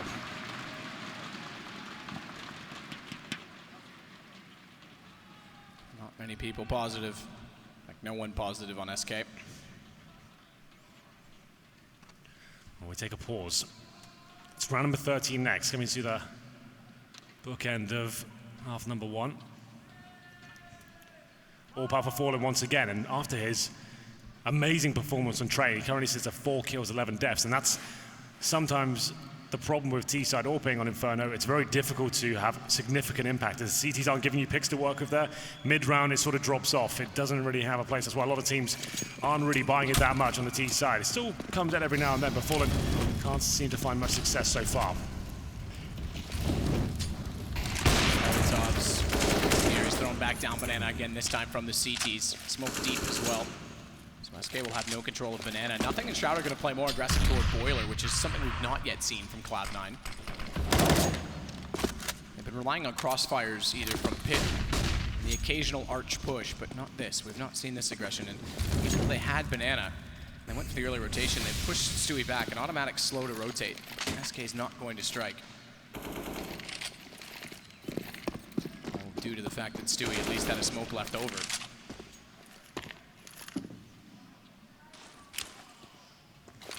Set play then toward A. Indeed. Slowly but surely they get the mid control once again. That's been a calling card for Cloud9, allowing SK to have this area. To be fair, the way Shroud is playing that pit position, you can't really argue with them. The synergy on this part of the map seems to be very good indeed. Shroud once again by the broken wall, working with Nothing this time. Skadoodle the watches towards Arch. The rifle's focusing on the side itself.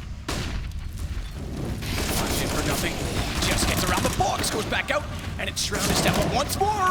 Skadoodle this time hits the shot above, but he's certainly aware of it. As he finds 2 kills himself, Nothing gets another, and you are not touching that pit. You are not touching the A site when Shroud is inside of it. Absolutely right. 2 more kills for him. He's up to Phelps now. Surely has no say in this situation whatsoever. 10 rounds picked up a Cloud9 now. Double digits achieved. And once again, that passive hold. SK just don't seem to have an answer for it. Just as they get the right flashbangs in, it seems like they had to run away with the round and take down Nothing. He just about survives long enough, playing off his teammate Shroud, who strikes at the perfect time there. Skadoodle comes over to join them. He watches the apartments. You can see why they keep running this setup. SK just can't seem to shut it down. I'd like to see a proper wall of smoke execution there. Surely that's the way to cut off the pit and stop that teamwork being so prevalent. Haven't really deployed any of that just yet. This slow, methodical takes a middle and then contact play towards Arch, towards Quad, sorry, managing to try and find those first frags, but it has not been working out for them. Is this a full investment? It must be. Yeah, they're all in. Number 14, AK-47 Tech 9s. Always dangerous in these rounds, especially with its utility. It's Phelps with the AK-47 for now. Could be a 12-3 half, the way this is playing out. So he smokes himself into the corner, wants them to commit. Hoping they will as Nothing heads back that direction. They will. They're going to find him on the way, though. Give him a gun. The AK can't win the duel against nothing, but it's followed up by a Tech 9, so 2 guns still in play. Comes towards CT, Automatic's the first to arrive, and Fur is holding his left A. Shroud is still just leaving the A site. So a good lurk play from Fur. He'll have the information that they've gone. He can hear them, but he won't be able to do anything of it. Bomb's just being planted. I think that's a safe call, man. I think so, because Automatic's starting to lead back over toward the A site. Fur, now the question is, does he find anyone or not? They don't have much money on their side, so I imagine he won't even bother. SK once again finding success in this B side of the map once they're in and sunk their teeth into the bomb side. Seems like Cloud9 have no option but to save their weaponry. Money's running low at this point. They think they can't win this situation, and considering SK have picked up rifles as well, bomb down is probably the correct call. Skadoodle saves his AWP, and AK-47 for Shroud as well. 10-4 coming in. Looking for 10-5. That would actually be a reasonable half for SK Gaming, and considering they were 9-1 down, to move out to a 10-5 scoreline, that would be fine.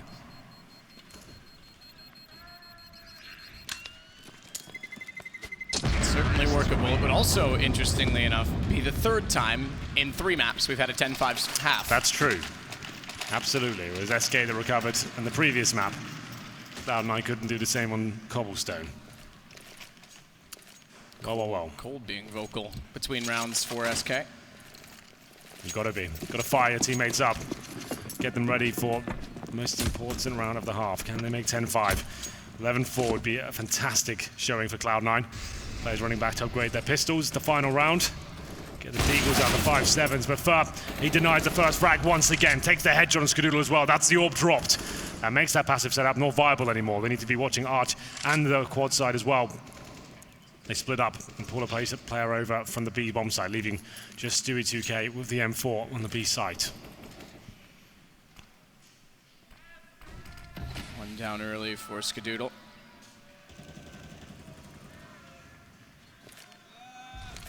Crowd's picking up, and then when you stop talking, I leave time for them to jump just in. to jump in and give their feedback. They're figuring us out, Henry.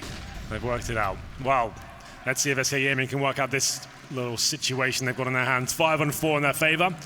The A side has eluded them, but this time Cloud9 looking significantly weaker in terms of can't have the AWP towards Arch covering their backs. They have got Automatic very passively holding the Arch position, as you can see. The stopping players crossing over at least can give intel, but if that gets smoked off, he's in a world of trouble there. 5 players towards middles will be the final commitment. Quad side has not worked out for them. I'd prefer to see them go towards Arch. They have a smoke remaining for that aforementioned position. Smoke isn't good from the CT side on that quad position though. Automatic surely finds nothing out of this. Good hold from Automatic. Back off. Can't get the shot. Like you say, it was difficult. Phelps takes nothing. It's Shroud in the open this time. They finally win Pit, and they take down Automatic. Bomb to be planted. Stewie versus 5. They're already hunting aggressively, so he'll get nowhere near the site.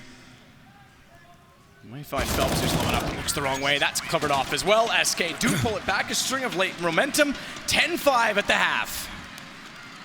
Impressive showing from Cloud9. I feel like most of the time when we lose, it's because we don't trust our instinct and our game plan. And I feel like lately, even though our game plan is not as good as we want it to be on every map, we're really trusting ourselves and just like putting it all out there on the digital battlefield, so to speak. So it's been a good feeling to have when we play.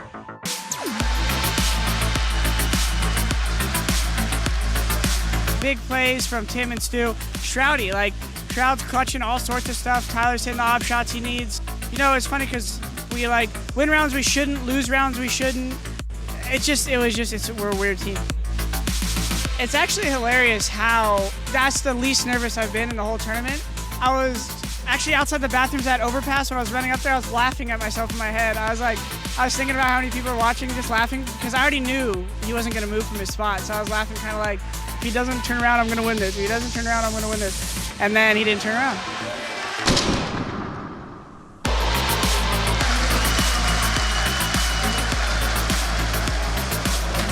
My teammates, even when we had a team house, I always had my shirt off, walking around in my shorts. So it's just a pure inspiration from the moment. It's just natural for me to win a big game, have a big round. I just ripped my shirt off. I thought it was funny. Of course, looking for this grand final. This is like, I could see how much passion from the crowd is going in there, and that alone is fueling me. Just super excited to put on a good show for everyone. The first map we played super well on the first side, so we had a very huge lead. Fur is so on point, and that's got to be so frightening. He continues it. And it was difficult to play the second map too because FaZe doesn't play too often cash, so you don't have too much to study on, and it was quite a new thing for us. Taco's there as well. He wants in on the action. Oh, it's a massacre! SK! I think Cloud9 is playing super well. They're on a very good moment right now. If they didn't expect us to win, I mean, they're not watching the recent tournaments. If they were watching it, they would expect us to be in the finals. Being honest, it's a dream coming true. When we left our homes in United States this time to come here and compete, we had 4 tournaments to play. And of course, the goal is to win all 4 of them. But you even joke about it and you say, guys, let's win all of them, then we go home. But at the beginning, it was kind of a joke. But right now, we won 2 already. We're going for the 3rd. We're on another finals. We're going to play Cloud9. And that's kind of a final. It's going to be a revenge finals because we lost for them in Brazil. They took everything from us in our home soil, and we're going to break them this time.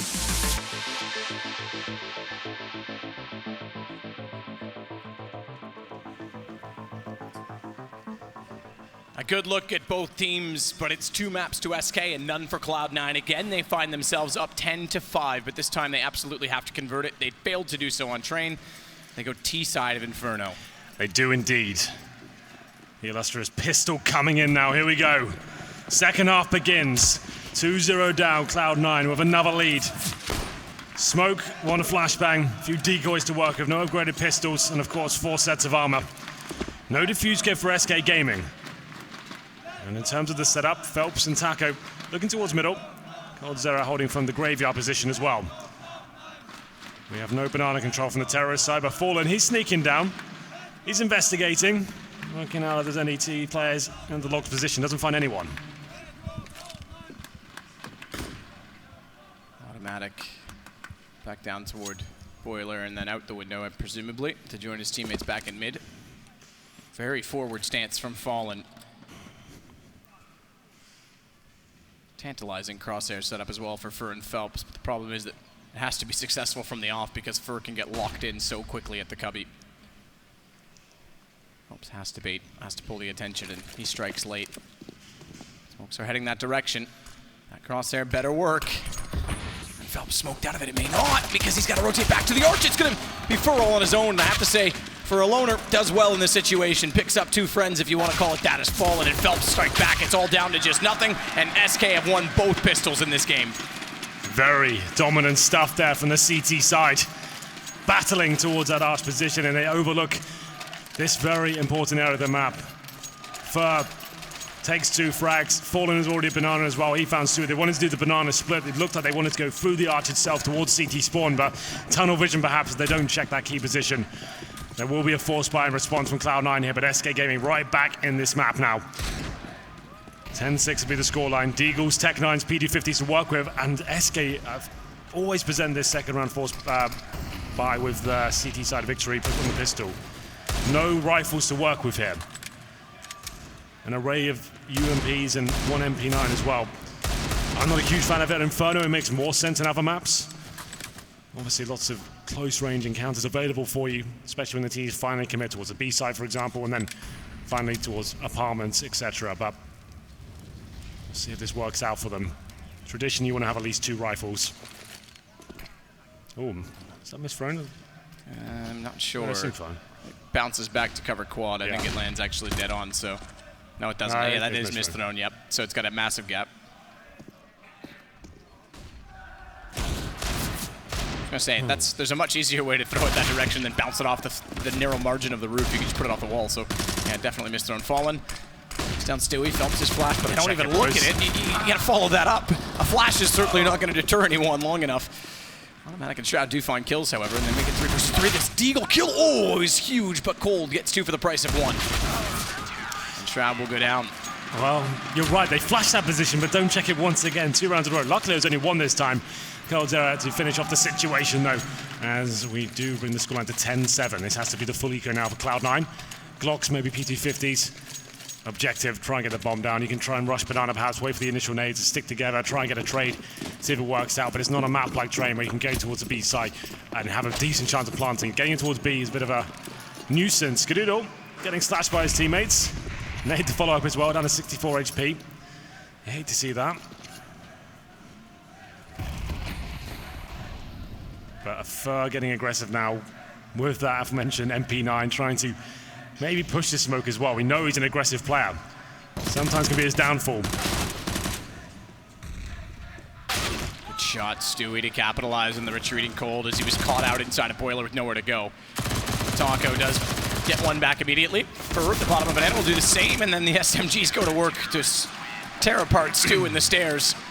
We get within 2 rounds, but now we get to the gun round. This is where Cloud9 fell apart last time. They didn't win this gun. They lost all the momentum. Fallen and Coldzera, double up situation. Here's the replay, of course.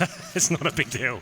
It was a full eco, but still amusing, I guess. That double up situation, that classic combo, Coldzera and Fallen. So deadly on paper. Can it arrive here on Inferno? Win this round, Cloud9, 10-9. Then have to be an eco. You assume this is going to be tied up. And at that point, that's when things get very scary, losing that 10-5 lead this early on. We'll see what happens.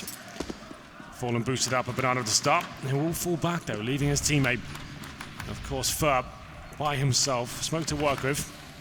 And another in his back pocket as well. Skadoodle not giving any sort of challenge here, but apartments control obtained by Cloud9. Going towards Boiler here. Going to be face-checking a couple of angles and seeing if they can get the first pick with the AKs here. Nothing to potentially have the first go as he flashes out. Push in quick. Flash was there, you were right, but it doesn't really get more than one. It's traded immediately back by Taco. Bomb is back out toward top of alt mid, and Skadoodle has to go get it. Yeah. Down to 57 seconds, it's not the end of the world, but they give up any gain they were hoping to achieve in the opening entry.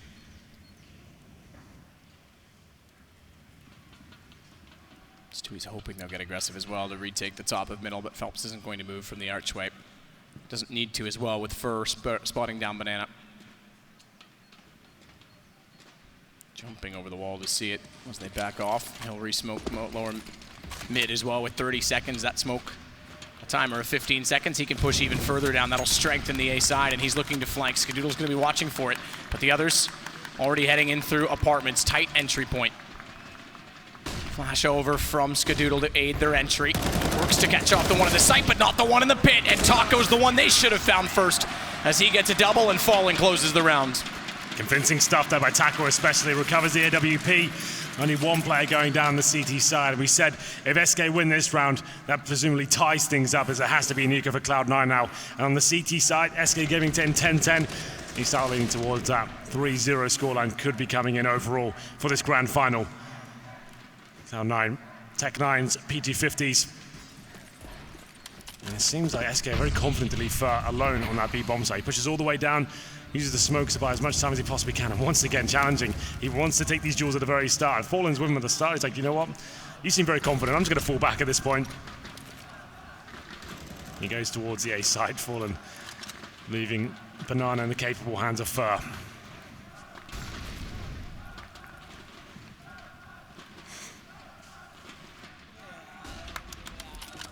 Cold at Graveyard. Taco with smoke to get himself into the corner at the apartments. It's another A-sided hit from Cloud9 on just the pistols. Fast could work. They've got another rotation back over. Fur's anchoring Banana on his own. Fast could work, especially if they can overwhelm the AWP on Fallen. Colds is there as well. It's got a good angle. It can peek. It can try and use the flash, but he's got headshots. He manages it again. Fallen, he finds 2 before Cold goes down. Double off won't be phased. And it's 10-10 SK. They're pulling it back again, just as they did on Train. 5 rounds in a row in the second half. Do we have a pause coming in at this point? It's a big moment for either side. For SK, after going 9-0 or 9-1 down, to pull it back to 10-10, quite the achievement. Orb comes out for Skadoodle, no pause is called, but you can see that crossfire setup working very nicely indeed. That's why the double orbs can be so deadly. And Orb are well positioned in the area like Graveyard, ducking and weaving. Very deadly. Fallen boosted up once again. Actually leg shots Skadoodle as well. He knows it, trying to wallbang and get the follow-up. Not hitting any more shots, but Skadoodle does. He takes down Fur. Like we said, known to be a very aggressive player, this time punished for it. Phelps is getting ever closer to spotting the shoulder of Stewie. Gets it back and gets away. Smoke still down. He's able to escape. Scott's got to be so careful. Even a nade. One tick of a Molotov, anything. He's gone, and he's locked inside of a smoke. They're going to push. Phelps is going to get him easily. They've turned the round completely from a man down to 2 men up. Absolutely. Shroud was very good on the pit on the CT side. Can he replicate that form here in the 4 versus 2, trying to find this pick? Focus on it. The bomb's still down at T-spawn. They need to start finding some frags here. He edges out, taken down by Coldzera. Just didn't have the angle to work with there. And automatic, he certainly does. Gets the headshot on Taco there, but still a lot of work to do. Bomb will be overwhelmed at the T-steps unless he nails this shot. Not going to have a chance here. Fallen repositions to a very intelligent place on the map, and T-steps is where automatic meets his maker.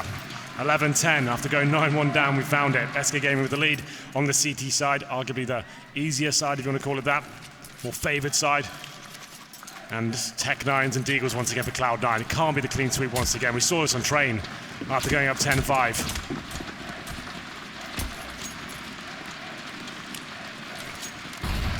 Pistols to try and achieve it. You're right. It's even worse in some ways. As you mentioned, it was 9-1 this time around. Yeah. Stewie sets to throw a flash high that could force Fur back. Bombs down at the top of alt mid, so it's all about trying to push the CTs out of position. Find a pick if they can. Armor on 3 players for Cloud9. Stewie is one of them.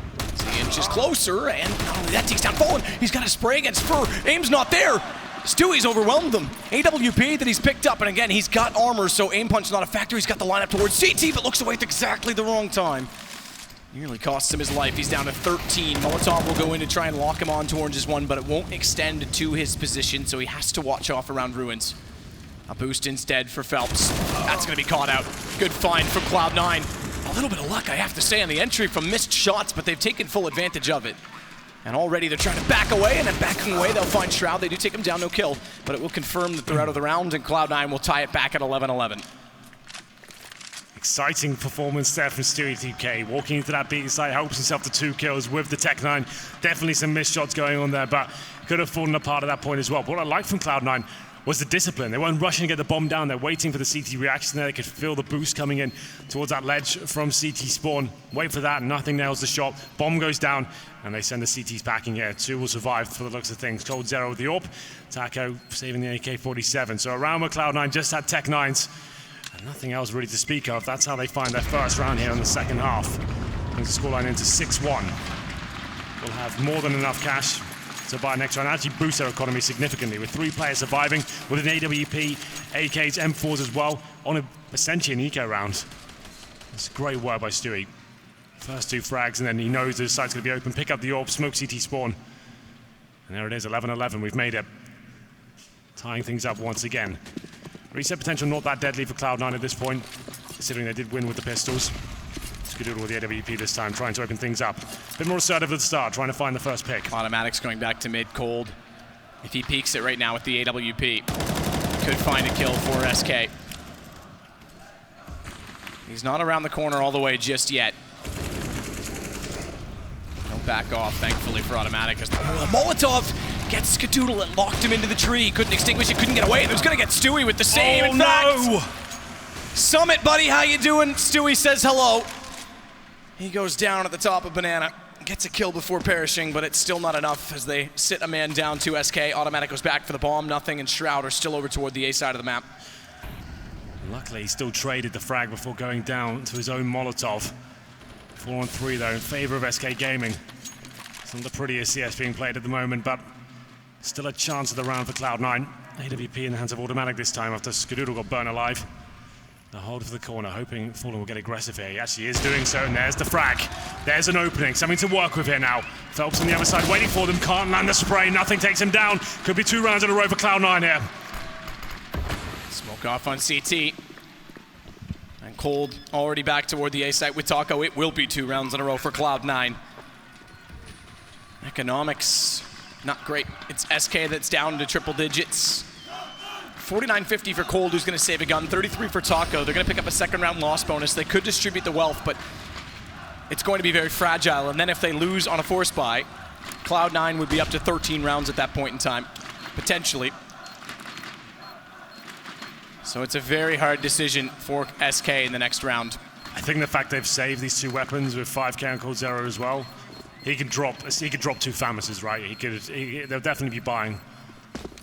Same story for Taco as well, can certainly drop even an M4. So correct decision made. Cloud9 managed to have another intelligent round there. We'll take a pause, of course, for SK just to work out, cool, how do we distribute the welfare accordingly? Coldzera could even drop 2 M4s if he wanted to. Here was the initial, I guess, Molotov party going on, running through all the flames. Look how much fire is on the floor. 4 Molotovs, I think, in total went down on Banana to start off the rounds. They win the round, and he got the trade, so regardless of him going down to his own Molotov, it was worth it. Still says hello to Summit. He still says hello. Send him a postcard. So no doubt a tactical timeout is the right call from SK for all the reasons we just talked about, and I can see it. It's the double op again. They're going to bring it out and leave Taco with just a Deagle to work with, so relying on the AWPs as they have. That is trippy. Yeah, that hurt my brain. Dizzy. Yep. How's Yanko doing today? Well, here we go then. Cloud9 with 2 rounds in a row. Take the lead once more. Fallen boosted up towards Banana, taking nade damage. But hitting the shot, of course, takes down Stewie. 5 on 4. SK Gaming did buy up this round. The double AWP set up once again, of course. Nade residue nearly disguised the first jumping player. Yes, right. In fact, it did, and then Fallen still found a kill.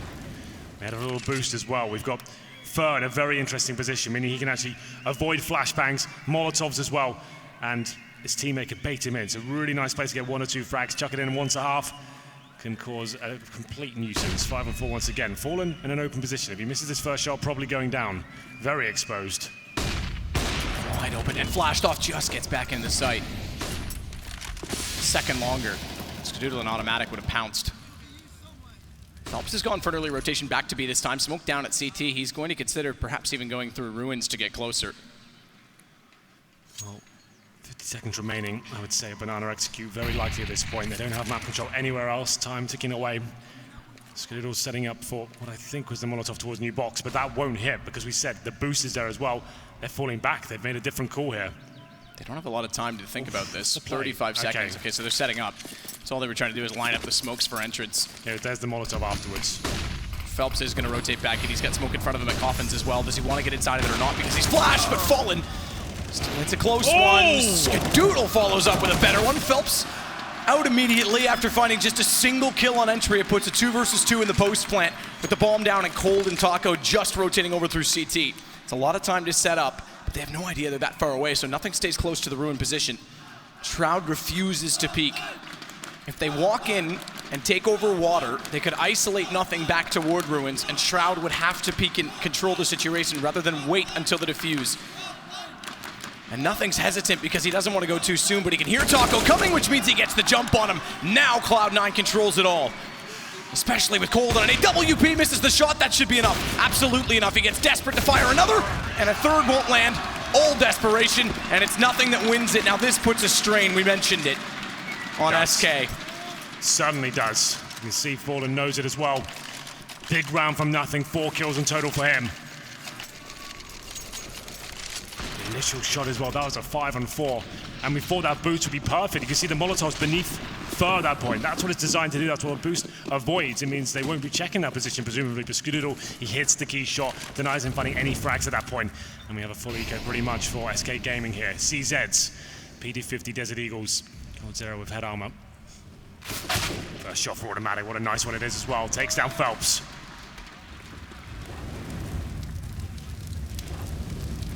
Molotov. No one peeking. Stewie's able to make his way into the cubby at Banana. WP does spot Fallen, but doesn't land.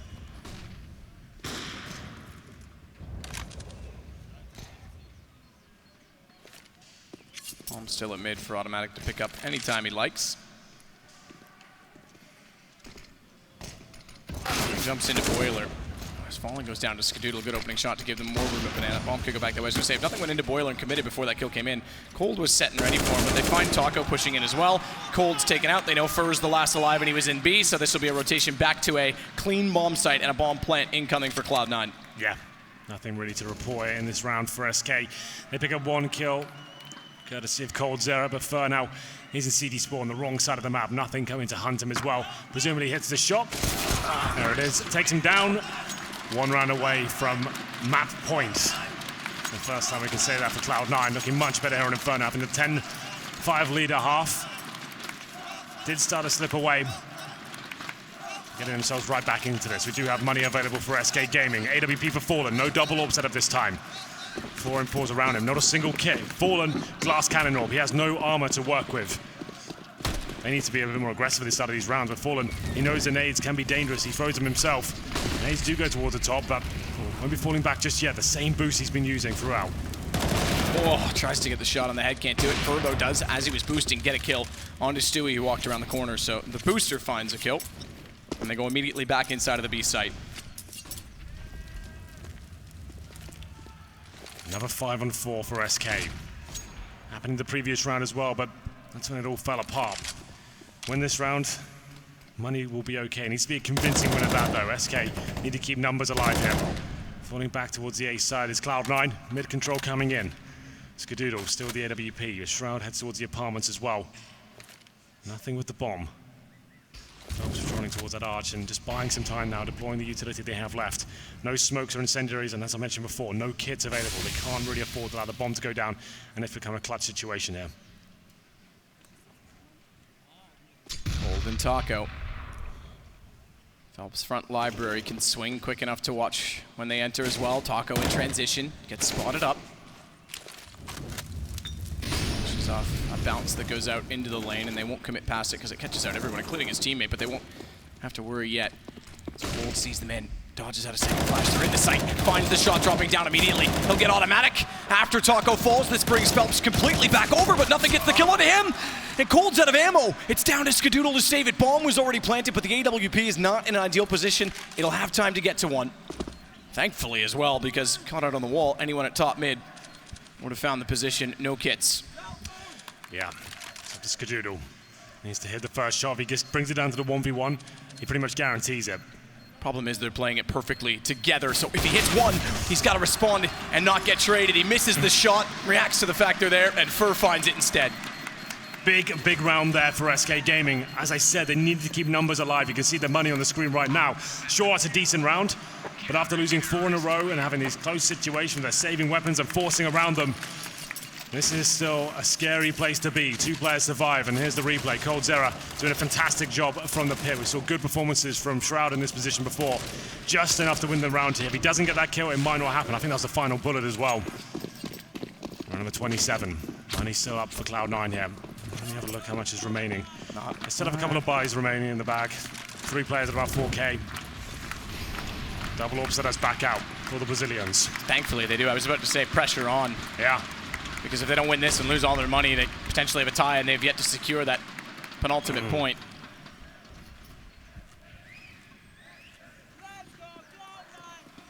Up on either side of the mini wall.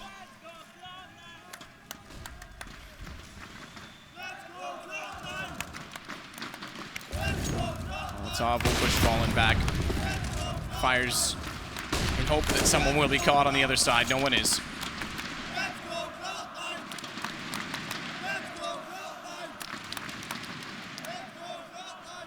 To put that in perspective the other way, though, Henry, about economy, It is still very low for SK. So if Cloud9 do secure 15 rounds in this one, should be done. Exactly. They should be able to wrap it up with a 16-12 scoreline. We'll see. Tension mounting now. Both teams know what this round means. Palmer's control coming in with the bomb as well. Presumably smoking towards the library. Flash over from Automatic in middle and from Shroud as well. Try and take down the pit player, but no one's there. Coldzera and Taco both watching quad. This is actually looking very good. Oh, good shot from Cold getting through, because if they'd made it into pit, there would have been no chance. He's gone anyway. Taco's got to give up on the boost. He's still looking above, finds the bomb, and no, they don't see him. Shroud looked completely over top of him. Taco's dropped the bomb down for Skadoodle to have to get back in a 1 versus 3. Good shot on Fallen. Knows that Cold's up close, or excuse me, Taco is rather. And that's all that matters for SK to find round 13. That's all Taco, man. Everything he did there was almost perfect. The fact is, he shouldn't have survived. The information should have been relayed where his position was. He was on the quad, that's where he found the first kill. This was the moment I thought he gets one, and then he's certainly going to be done for. They're still looking at the quad position, so the communication was good. They just didn't anticipate he'd moved.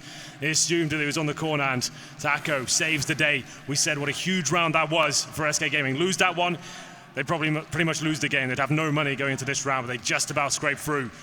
and still in a dangerous position. UMP's on 2 players. The AWP out, they've lost that double AWP setup, and money's still available for Cloud9. We'll take a pause. 14-13. SK in this final is almost reminding me of the Fnatic domination era, when it didn't matter. In fact, Luminosity, this SK lineup previously, Katowice final last year, I think is point in case. They had 12-3 leads twice, and as soon as you make one mistake, Fnatic stole the whole game from you every single time, and that's what SK has done to Cloud9 twice now, and there's still a chance they could do it here. They're making them work for it every single round. Look at the buy on either side. It's not brilliant. It's not great. Certainly not. Fallen more aggressive this time. Not a banana, that's what he's been playing in previous rounds. Single AWP setup, as I mentioned, and UMPs for Phelps and Coldzera. Ferb pulls banana at the coffin position, has to bait him once again. We saw this from Cloud9 in the first half. Ferb goes to the initial frag, tries to stay alive the best he can. The idea is that Phelps can be baited in with that UMP and try and find frags close range. Still looking promising for Cloud9 in terms of the buys right now. With nothing in Shroud, they're in the apartments, showing presence. Nothing falls back. This will be a B-side commitment here. That's when we've got the weaknesses. The SMGs, the rifle, no AWP, and only 2 players as well. This could be the round that seals the deal for Cloud9 here.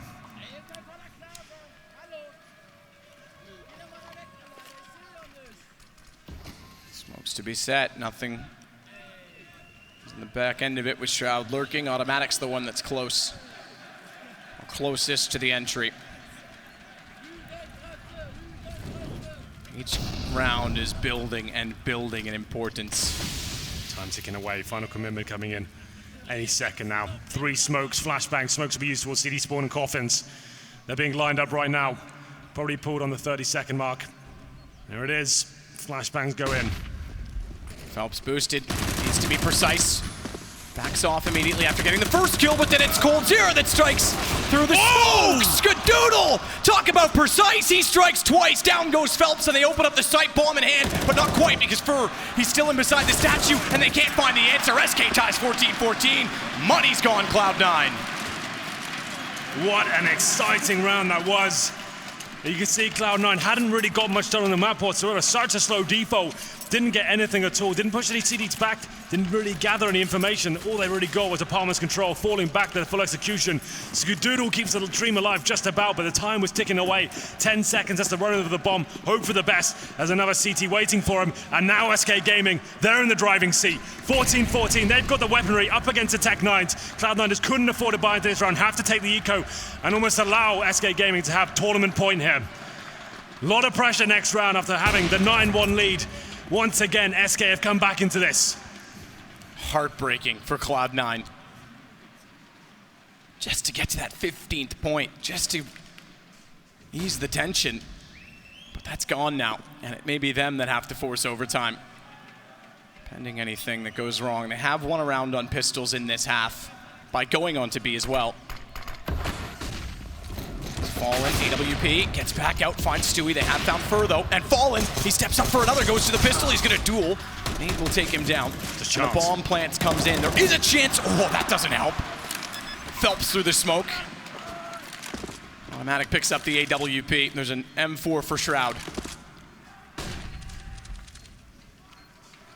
They've already gone by 2 at least. At CT, and Cold with the slow peek takes down nothing. It's all onto Shroud. Goes wide, smoke dissolving, can't even find the first kill, gets a dink, but it's not good enough. And it's tournament point on the map, or the 3rd map of a best of 5 for SK. Another comeback from 10-5. Fantastic. A difficult round for them, losing the first couple of frags there. When nothing retrieves the AWP, I think, of course, there's got to be a chance now. Fallen did what he could, his teammate dropped, gets 2 frags, did significant damage as well. And here we go, Cloud9. No other choice but to win this round after losing 4 in a row. Double AWP set out for the CT side. They took an eco in the previous round, a little partial investment with the bomb down as well. They get a decent back of the whip as we get into round number 30. We've gone the full distance here. So much fire towards Banana once again. What a way to get revenge. 3-0 and in dramatic fashion. It's not done yet, but we're getting closer. Fallen this time without the boost will contest. What a shot to catch out Stewie. Wow. And he's hoping they challenge. He's trying to bait them in by just shooting in loose shots because he's got his teammate Fur immediately beside him. He's tagged up though, and they won't go that far. They don't need to, they still overstep it. Up for Skadoodle to go against Fur, and he's given him a chance with the flash to get away. There was no need for the CTs to go for any more there, but Fallen just wants to keep denying entrance to the B side of the map. Now, pressure mounting for Cloud9, 4-on-3 against them. Shroud's low HP as well. Utility, 2 smokes. Now make it 3. Flashbangs and a Molotov. They have to go towards B. That's where they found most of the success. It's the right move up against Fur, who's by himself. Rotations coming in through CT Spawn. This could be the final play of the tournament. Cloud9 try to do what they can as they edge towards the B side. Phelps gets closer, no smoke down towards CT. There's 3 for Cloud9 to use. Problem is now where they're so in the open, even if they threw one, they would be able to push through it before it landed. Based on the angle it's thrown, so Phelps could go. He doesn't even need to wait to go. They walk into it, it's lined up, and it's done! 3-0 in the best of 5 grand finals, excuse me. And SK, for the home of the organization, will take a 2nd straight ESL 1 Cologne championship.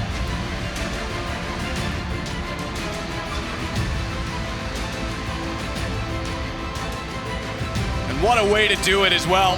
Cloud9 looked like they were in both of the last 2 maps. 10-5 lead for them twice in a row, and this one came even closer than Train did, but SK pulled it back.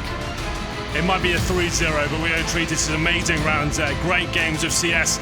It was a fantastic final. SK Gaming doing it again. Cologne back-to-back, a year apart. They are the champions again. SK ESL 1. Cologne powered by Intel.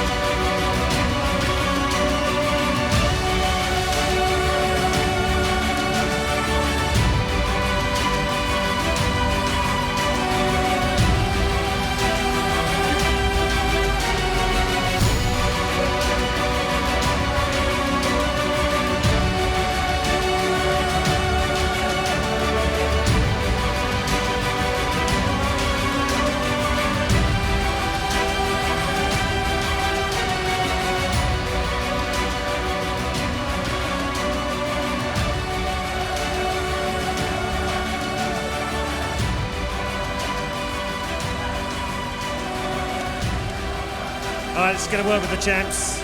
Champs again, 12 months on, nothing changes. You guys are the #1 team in the world. 3 tournaments in a row now you've won as well. And with the major just round the corner, you guys have hit peak performance right now. How are you doing this? It's just hard work, I think. First of all, again, the Brazilian crowd, SK crowd, we love you. Thanks a lot. Cloud9 crowd was amazing as well. Thanks, guys. Thanks, Cologne. So it's just hard work. We practice really hard. CSGO is my life, it's our life. So I think I'm really, okay. Next question. I get it. How good is this team now? Is this a better team 12 months on than what won last year? The last team with FNX was good as well. But now, like I said, with our hard work, even with Phelps, that is a really young player, but he's a beast, we're still good. So I think the secret is not players or anything. The secret is hard work and do the things that you love. And we do this, playing CSGO, practicing every day. You do work hard. Ladies and gentlemen, the champions of ESL 1 Cologne are SK Gaming.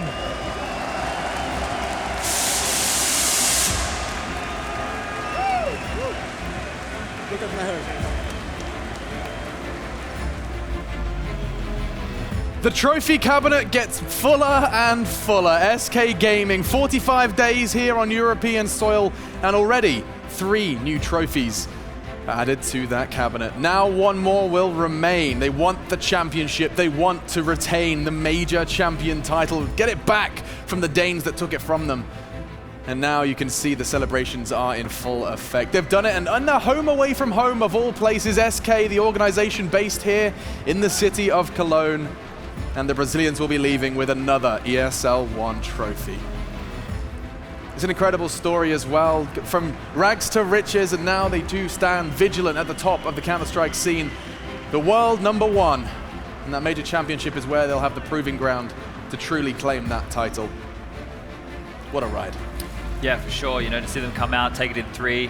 We did set the grim kind of storyline at the start of the segment, but yeah, it was exactly what we wanted. Closer than I thought it was going to be. Cloud9, they really impressed me. They're legit. Okay, if they can carry this through into the major right now, then fantastic by them. But SK, they're just a classed act. You know, this theory that they have, the hard work that they put in, you see it in every round. You see the way that they can adapt. Everybody on this team, they're on the same wavelength, and that's so important to be the best in the world.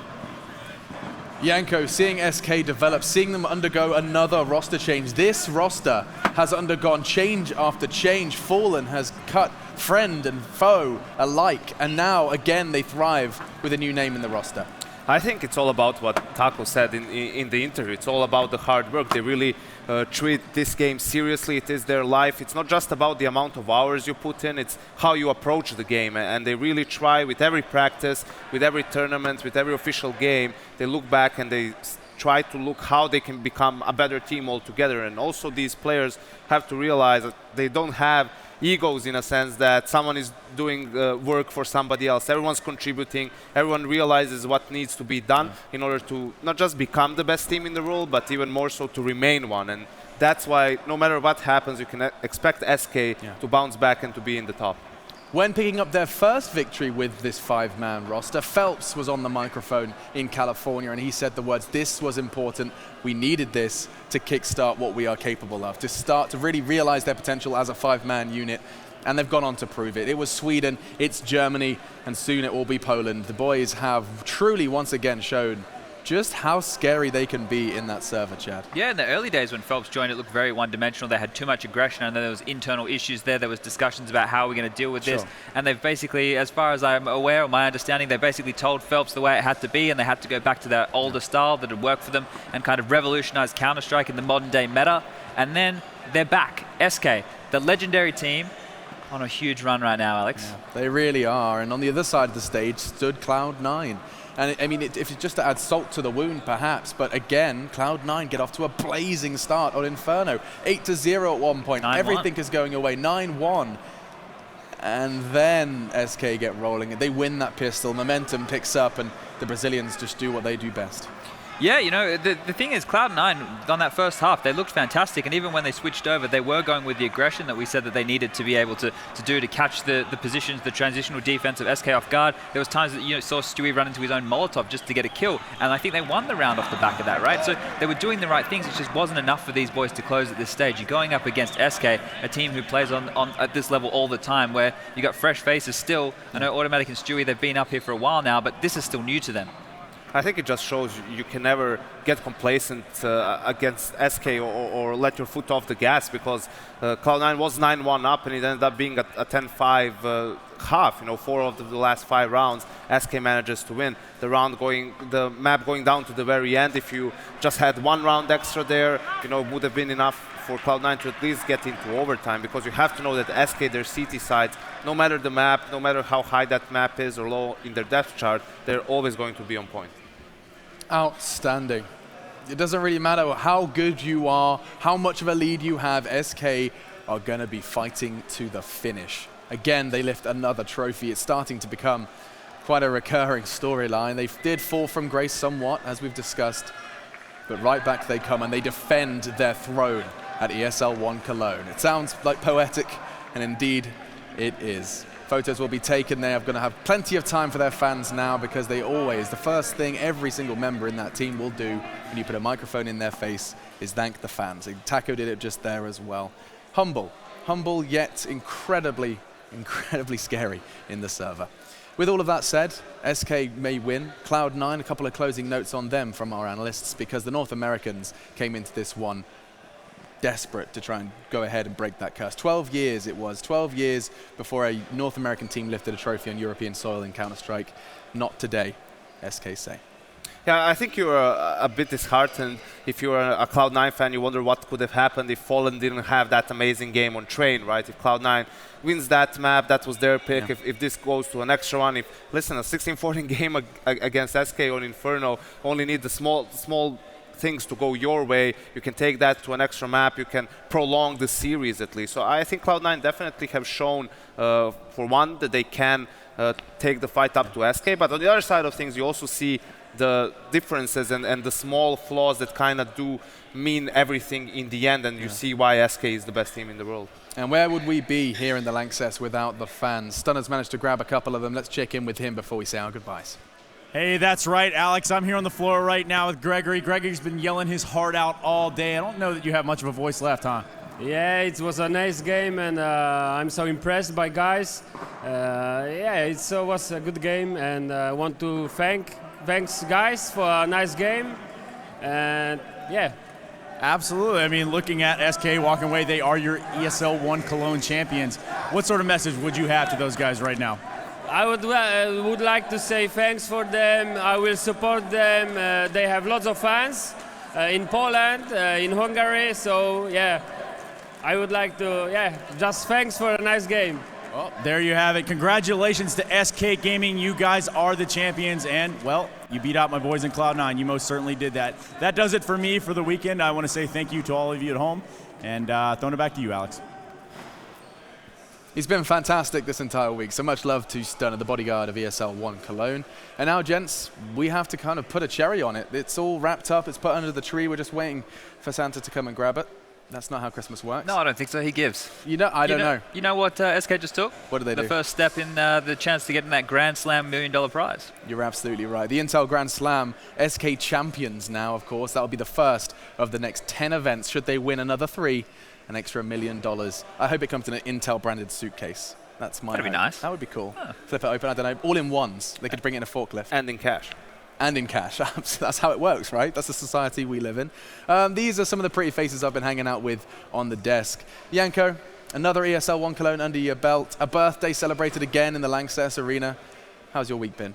It's been amazing. I mean, it's always a lot of fun coming to Cologne, especially in the Lanxess Arena, with all the fans, another sold-out crowd. And I think it just shows why a lot of people consider this the flagship event for CS.